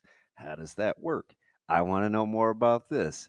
This is interesting. Like, it's fascinating. But Mitch, let me ask you something, because you're really one of the things that I appreciate about you, and it's funny because I laughed earlier on your delivery. Like, I think a lot of times, how you disseminate information is kind of what makes you captivating, but also how you take it in, right? Because you're very deliberate, but things happen in your head quickly, and it happens a lot of different things. When you're processing and you're seeing this machine known as Nebraska football try to move forward, what is it about the information that you've received since the offseason that doesn't allow us to talk or have concerns about some of the in-game stuff last year that we didn't like? Is it because of how he is in press conferences? Is it because he's disarming? Is it because he doesn't deflect? He's addressed. He needs to get better there too. Why don't we talk about those things, in your opinion? It's a good question. I think sometimes you get into the off season and you start to think more big picture. And so it is important to go back and say, hey, what happened in November? And realize that Nebraska did lose 4 consecutive games to end the season, and all of them kind of fell apart at the very end, whether it was one play or like a series offensively or defensively. And that's important stuff. That's big stuff. That's like, that needs to be fixed. I think, I feel confident that Nebraska under Matt Rhule is going to find a way to fix that because of what I've seen from him and like the way that he addresses issues that pop up. I don't think he pushes them aside and tries to minimize them. I think his tactic is to meet things head on. And I've talked about it, and this is the same thing regarding end of game. I've talked about it a lot. I've written about it, but one thing that really stood out to me, like throughout last season, like a big moment for me in watching him last season, was to see the way that he changed his approach to addressing that, and it was the way he addressed it publicly. But I think it was also reflective of the way that he addressed it internally. So Nebraska opens the season at Minnesota, and it loses in devastating fashion by falling apart on its last couple of offensive drives. And Rhule came out after the game and said there was a question about how this same kind of thing happened again. And Nebraska's like living in this recurring nightmare. And what do you think about that? And he was like, whoa, hold on. This is my first game. Like I haven't been here for that. And pretty quickly after that, I think he really recognized, and I don't know if it's because he came to that on his own or somebody came and talked to him within his program, but he stopped saying that. He started saying, we're all living this. And just because I've only been here for a month as the coach during a season or 2 weeks or 6 weeks, like that doesn't matter. Like the players in that locker room, they've been through it. The fans, the people around the program, the people who support the program and are like longtime employees of Nebraska athletics, they've been living through this thing. And it's a mentality and it's something that you have to teach on a daily basis. So that's his approach. And I think that gives me confidence that whatever issues crop up, that he's going to find a way to address it head on. And you can't fix something without actually addressing it. We're talking with Mitch Sherman from The Athletic. Mitch, I'm curious. we've asked a couple people about this, and we've talked about this kind of at length a little bit, but I'm curious what your thoughts are about why Rhule's approach translates so well to the personality types in the state of Nebraska, because it seems like he is engaging in a way that, and maybe it's just his personality in general, but he's engaging in a way and kind of connects in a way to Nebraska fans that I don't know that any Nebraska coach ever has, even going back to T.O., because T.O. was super reserved. And I think Nebraska fans respected and admired him, but I don't know how much they connected with him. It seems like, I think even for as good as he was, they always felt like, I think we always felt like he wasn't giving, and we didn't know him enough, right? Like it feels we didn't like really know him. Yeah. Like, why do you think that is with Coach Rhule? Well, I just think that's just who he is. I mean, look, he's born in New York, grew up in Philly, coached at Temple, coached in Texas. He went from coaching in Philadelphia to going to Texas overnight. And it's hard to find, other than the fact that both places are passionate about football, it's hard to find two places in this country that are a whole lot different as far as how you would connect with just a general fan base. And maybe Baylor is a little more similar to Temple than it would be if he had been the coach at Texas Tech or Texas.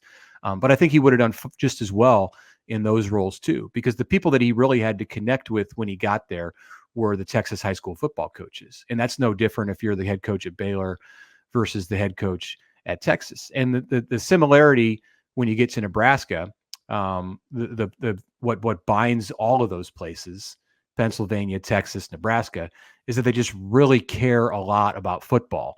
And that's what people see in him. Yeah, he absolutely cares about everyone around him, and he works, tirelessly to surround himself with the best people in coaching and out of coaching, and he's genuine, and people appreciate that. And he doesn't take days off, or he doesn't take hours off. It seems that he's always on. That stuff resonates with Nebraskans for sure. But I think what it really comes down to is the same thing that made him successful in building that kind of rapport with people in Pennsylvania and in Texas, is that he just cares about football a lot. And that's what people at the end of the day most want to see. Mitch, could it be as simple too? Because I like the versatility and being a good speaker and getting a feel for people. But how about just his work ethic? He comes across as a guy that works extremely hard. You think that's something we not me because I'm Gravitate relatively lazy, but like that we gravitate towards is his work ethic. Yeah. And it's not just him. It's, I mean, the other guys on his staff. I mean, Tony White, I get that vibe from him every time I've talked to him. I sat down with him in late February or early March, I think. And my first question to him, like kind of an icebreaker on that day as we were walking into the defensive meeting room in the North Stadium, was something like, so have you had a little bit of time here to kind of get a breath, to take a breath and relax? Like, being that it was obvious that they were between the main period of recruiting and portal activity and then spring practice getting started. And it was like he took offense to the question. Like, he's like, absolutely not. Like, I'm not I don't relax. Like, what are you talking about? I was like, man, mental note, don't ever ask Tony White again if he's had a moment to relax. Like, he didn't want to hear that. I'm not relaxing. Jeez. But the rules like that, and those are the kind of people that he attracts to want to work for him. And yeah, that's definitely a part of why Nebraskans feel the way they do about him. I'm glad I subscribed to The Athletic because I'm pumped. I'm pumped for this article. I just want to see if I'm right. Mitch Sherman. Shoot me a text right before you drop it so I'm ready. Mitch Sherman from The Athletic. Tomorrow morning. We appreciate it as always. Thanks, Mitch. Thanks. We'll be back with more Hurrdat Sports Radio coming up next. We're back here on Hurrdat Sports Radio, AM 590, ESPN Omaha, ESPN Tri-Cities, KFOR in Lincoln, Twitter, Facebook, YouTube. You can find us wherever. Of course, anywhere you get podcasts as well. We've ran long on a couple interviews today. That's the advantage of the replay page. Yeah, make sure you're checking it out on Apple, totally worth Spotify, whatever, the YouTube stream. You can get all the extra stuff that we go a little bit long on. And if you're looking for more extra stuff, I got something else for you, right? ProVolleyball.com, because the PVF Championship is coming to Omaha. Tomorrow is the last day to see your Omaha Supernovas in the regular season, but the PVF Championship is coming to Omaha, and I want you guys to go out and support it because this is a really big deal. It is the highest level of volleyball in the world. These are Olympians. These are national champions. These are All-Americans, and they're all going to be gathered in Omaha next week to crown the first ever PVF champion right here in Omaha. And I'm asking you to go out to provolleyball.com and show the league what Omaha does when you bring big events to our city. Omaha, I need you to show out for me because we want this thing back here every single year. This is what we do. Make it just another version of the College World Series like we do. There's going to be a fan fest. Make sure you get out to provolleyball.com to get your tickets to the PVF Championship next week right here in Omaha. I'm trying to guess Mitch's article. There's two people that I have in mind here. I'll give you a third, but I don't want to. No, I don't want to spoil it for Mitch. So we'll. Yeah, I think you can make the case for a third. I do want to get to Kool-Aid Steve because he has called in 3 times. We appreciate your devotion. Must be Colorado talk to getting on the show. If you want to call, you can always get us 888-638-4876. But Kool-Aid Steve, you've been patient. You've been persistent. It is now your time to shine. Steve, what's up, buddy? Well, how you guys doing today? What's up, buddy? How are you? Well, not bad. I just had my second knee replaced a week ago yesterday. I had the other one done in January. So doing pretty well, actually. How did the Mama's Pizza taste after the travel? Actually, very, very good. Yes. I thank you guys so much for that. And I figured you guys would probably want to get a little payback this year. Oh, yeah. Let's make a bet, Steve. This dude laid 21 points a year ago, and it was laughable. 22. You got 22. What's the bet this year, Steve? Let's do it, baby. Well, I don't know. I'm looking at the schedule right now. You giving me 21 again? Oh Lord.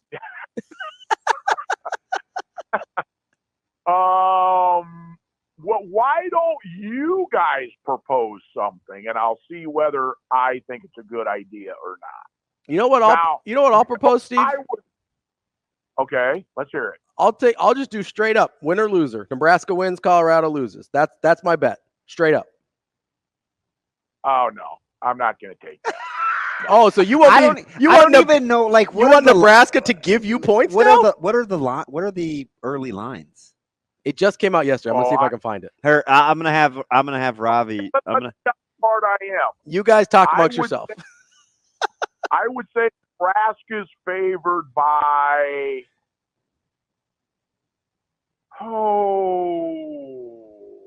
10 at home. 10. Ooh. Gosh, that's a ton. That's aggressive. Here's the. I would say.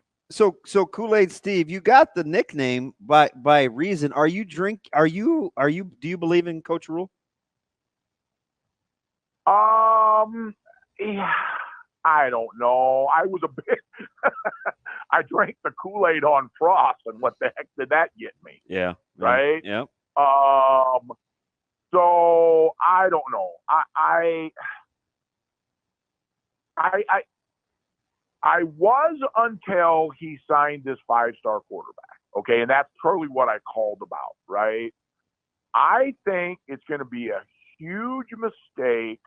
And I don't think we're going to win 6 games this year with a true freshman quarterback. I think we would have been so much better to sign Howard. K-State. Yep. And run the same exact offense because he would have fit in well, and we lost so many close games last year. We wouldn't have had to change anything, right? I don't see how a new philosophy, a new quarterback, new receiver, everything's brand new, how this is going to work out well the first year. I just don't see that happen. That's my own opinion. And I see 2 ways this can go with Rhule. That he plays so well that he gets frustrated because he's not playing meaningful games and he transfers out, or the team is so bad and he's getting roughed up that he transfers out after 2 years. I don't think we'll ever see the 3rd year out of Rhule. I say he transfers because it's so bad, or he's playing so well and the team's not doing well that he wants to play and have a chance for that. Wait. So can he play well and the team not play well? No. If he plays well, they're winning 8 or 9 games, Steve. It's that man, Kool-Aid Steve. I thought you were like Kool-Aid, like drinking the Kool-Aid. It sounds like you got like that Jonestown Kool-Aid going on over there where you're kind of a fatalist. Like, I'm just saying, the only way we don't see year 3 from Raiola is if they change the rules and let him go pro after 2. All right? That's the only way. You don't know me at all. No, I don't. Kool-Aid because I tell Nebraska fans to don't drink the freaking Kool-Aid. That's right. I think with my head, not my heart. Okay, you're outside the box looking in for something that's been going on for 15 years, right, Damon? Yeah. You need to clue this guy in a little bit. And okay, so let me clue you in a little bit here, Steve. If Dylan Raiola plays well, listen, hey, if Dylan Raiola plays, first of all, I wasn't on the show last year when you made the bet, so that's fine. You can make bets with whoever you want. You can blame it on Andrew. I'll give you his Twitter handle. If Dylan Raiola plays well, this is not a team that's not going to win games. Like, I don't know what to tell you. If you that's just not a thing that happens. Well, okay. Look at Shedeur Sanders. Oh, Lord. Do you think that he is a good quarterback and capable of leading a team to 10 wins? I don't think Jesus Christ could lead a Deion Sanders coach team to 10 wins. Wow. We're talking about me making almost every prediction right, even though they're hugely unpopular. Yes, you can play well. Shedeur Sanders has the ability, just like Rhule may have the ability, but if he's running for his life exactly like Sanders did last year, he's not going to be able to showcase his talents. Is Nebraska's offensive line the same as Colorado's offensive line? I actually could see that point if Nebraska's O-line is as bad as Colorado's. But they're not. I just don't see that being a thing, Steve. I've seen high school offensive lines that aren't as bad as Colorado's. I don't know. They got 4 guys, maybe. When was the last time Nebraska had a serviceable offensive line? Last year. Literally last year. Oh, good Lord. Hey, go look at the numbers, man. Like, Steve, you can't be thinking with your head, not your heart, and then come at me with nonsense. Here's the thing. They were like top 3 in the Big Ten. Wait, Steve, they were top 3 in the Big Ten with time allowed to throw the football. Top 3 in the Big Ten. Like, that's real hard data. Okay, if we want to make a bet, let's go on total wins. Oh, boy. I'll take Nebraska's total over Colorado's total all day. Whatever. We're not talking about Colorado, moron. We're talking about Nebraska. Oh, you've been talking about Colorado this whole damn time, so. Oh, goodness. No, you literally have been talking about Colorado this whole time. Okay, Steve, what's the number? Yeah, moron, what's the number? I say under 6. I'll take that all day. I'll take it. All day. I'll take it. So going to be the same bet? Yep, the 2 8 walleye fillets and a pizza from each of you. Yep. Yeah. Although I have no interest in walleye fillets, but I'll take your money, or I'll take it. That's fine. I'll take the fish. I'll give it to Damon. All right, Steve, we're on. Okay. I say we don't win 6 games with Rhule. You say we win 6 games and go to a bowl game. Yep. I'm hoping not to be here to get your Christmas card, Steve. That's what it is. I want to be bowling. All right, good talk, moron. All right, we'll talk to you later. Thanks, Steve. See, that was not going to go well. I had to get you out of that. That was because you're kind of I'll fight him all day. I don't care. What? I'm not afraid to beat up an old man. Shane, what are we doing? I'm okay with it. What are we doing? We'll wrap up the show coming next. We're back here on Hurrdat Sports Radio, AM 590, ESPN Omaha, ESPN Tri-Cities, KFOR in Lincoln, live on Twitter, Facebook, YouTube. That's DB. I'm Ravi Lulla, and we are live on the Pillar Exterior stage. And I got to remind you, get out to our friends at Warhorse Sportsbook. I don't think they have the futures yet that we were trying to bet with Kool-Aid Steve there, but they will at some point because you can make bets on nearly every major sporting event at Warhorse Sportsbook, either in Lincoln at the casino or at Horseman's Park in Omaha. They have you covered. It's the best place in Nebraska to place your sports bets. Any questions? Go to Warhorse Sportsbook or warhorsecasino.com/sportsbook and get all the details and a full list of house rules. That's Warhorse Sportsbook. No bets, no glory. He didn't even give you the hook. What hook? Just 6. Oh yeah, no. Take that all day. I get it. All day. Listen, I'm saying you got to be out of your GD mind to think that Dylan Rhule is going to play well and Nebraska's not going to win games. You know what's? I'm just laughing off air. And the Colorado example is idiotic because if you think Dion and Matt Rhule have any damn thing in common, you are not paying any attention. They are polar opposites. Like they technically have the same job title, technically, and that is where the similarities end. Maybe Shane, we had to. There's probably a handful of people we had to put on punishment. Ever? Yep. Yeah. Over the duration since I've been doing this since 2005. I'm just saying, you come on my own show, call me moron. We're gonna fight. Like I was a little nervous. Kool-Aid Steve is one of them. Michigan Lance is one. Michigan Lance was one. I'll beat up an old man. I don't care. Give Michigan Lance a month. Really? Yeah. What do you do? Kool-Aid Steve may have been longer than that. What Michigan Lance do? Ain't no telling. I can't even remember. How'd he come back?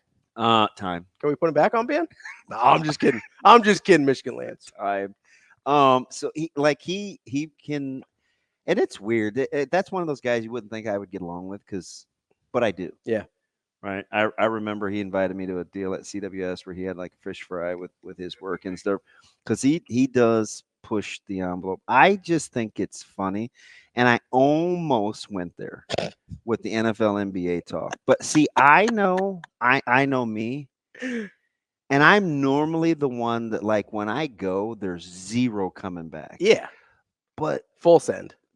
But for you, I think it's worse. So and I mean this. Like, I know I can be, when I go there, I'm going. But I'm afraid if I do, and then if I do, and then you do, you're not coming back. Like, I could probably, like, I took Schaefer last week. Like, so I'm capable of reeling it in. Yeah. I don't think you are. So I'm afraid to go there. You've made me a little timid because I think you're crazy. I am a little crazy. Like a fox. Like, this dude was seriously going to punch his computer. He dropped the moron on him. Moran. No, listen, you Moran. Hey, I'll beat up an old man. I do not care. Dude, you did say that out loud. I don't care. It's fine. What's wrong with it? He's drinking that. Yeah, say it again. Say it again for those in the back. I am. Listen, if you're going to talk nonsense, you have to be okay with the fact you might, as an old man, get beat up. No, you guys are friends. What, because he was yelling at clouds or what? Yeah, exactly. Listen, I'm an old man at heart, so if I go beat up other old dudes, it's fine. Dude, I'll take the fish, though. I'll take the. So I'll take the 6 sent wins. one. He sent one back, and I never got it. Like, I didn't get in contact with her. Yeah. Yeah. Yeah, it's listen. I don't care about the fish. I just want to be right. That's a great number. 6? Yeah. Easy number. Easy number. Dude, we haven't seen it in years. Relax over there. I understand that. We're Simba down. Listen, this is Donna Summer. This is year 2 of Coach Rhule. You can't put all that frost crap on him. He's gonna go all 10 miles on you. Don't put that crap on me, man. Oh, there's my man Waxings. You can't. Don't put that crap on me. Yeah, and then Hey, Joseph. Hey, my dude. Oh man, good to hear from him. Stank says a little crazy understatement of the year. Joseph on YouTube says, Steve, recruiting a 5-star QB was a mistake. Has to be one of the dumbest takes in history of takes. If Nebraska had even average QB play last year, they were 7-8. I know you hate that part, but although I think average QB play last year, you don't like trying to translate it to this year, right? Yeah. That's the difference. Yeah, I'll take that statement. Yeah, that's fine, and that's 100% true. That's fine. I'm going to go as far, if they had below average quarterback play last year, they would have won 7 or 8 games. They had awful quarterback play. Do you know what year. I can't stand? I like solutions, right? And and I'm kind of matter of fact. Yeah. It drives me crazy when people can't take their own feelings out of just hearing information. Like, when you get to a line where people can't do that, you either have to stop talking or change the conversation, because you can't rationalize with people that are being irrational because of their feelings. So once it got to that place, I just became a spectator. Yeah, I'm just going to yell at him. It's fine. Listen, I will. I mean, it's like, and by the way, if Rhule plays well, Nebraska's not going to have a bad season. No, they're not. That's stupid. I guess I have to tweet this. Graphic again. Like, that's really, I'm still mad that people think Nebraska's offensive line play was below average last year. They were pretty. That's not a good take. No, it's a terrible take. It's a lazy take by somebody that's too busy fishing instead of watching football games, and that's fine. Stop it. Listen, that's fine. We were talking about Colorado, by the way. He kept bringing up Dion and Shador and whatever. You can do both at the same time. Well, how? How, Shane? Tell me. It's like when somebody asks me a question. Fish and watch football? Fish and watch football. You got your phone on you. You can watch football at the same time while you're fishing. It's like when somebody asks a question, then gets mad at me for answering it on the air. Like, yeah, we're gonna have a problem. So, as long as we've been doing this, February 13th, right? Yep. Day after the Super Bowl. As crazy as this show gets, very little of it has to do with me. That's fair. I feel pretty good because I'm just building equity for when I have meltdowns later on. Because it's coming. Oh yeah, it's on the way. It is. I'm pacing myself. I'm gonna need you to give me some kind of signal so that I know that I need to be the one to bring it back. Because naturally, that's not in my. You know who will know before anyone? Shane or Sasha? I would say Sasha. Sasha's gonna text me like, Ravi, reel it in, reel it in. Shane will give the look. Like, yes, exactly. No, Shane will start aggressively playing drops to try and interrupt you, and it's only gonna make it worse. I'm trying to crop it No, Nebraska's offensive line was pretty good last year, and I'm trying to make the jump from pretty good to just good. It's just a lazy. It's a lazy take. It's a bad take. There was a good, like, the offensive line, I believe, is a strength this year. Well, I don't know, but it wasn't below average. No, not even close. Not even close to below average. That's a terrible take. If maybe, listen, I understand you could say, okay, maybe the defense regresses a little bit in certain areas. I'm not asking for another necessarily top 20 scoring defense in the country.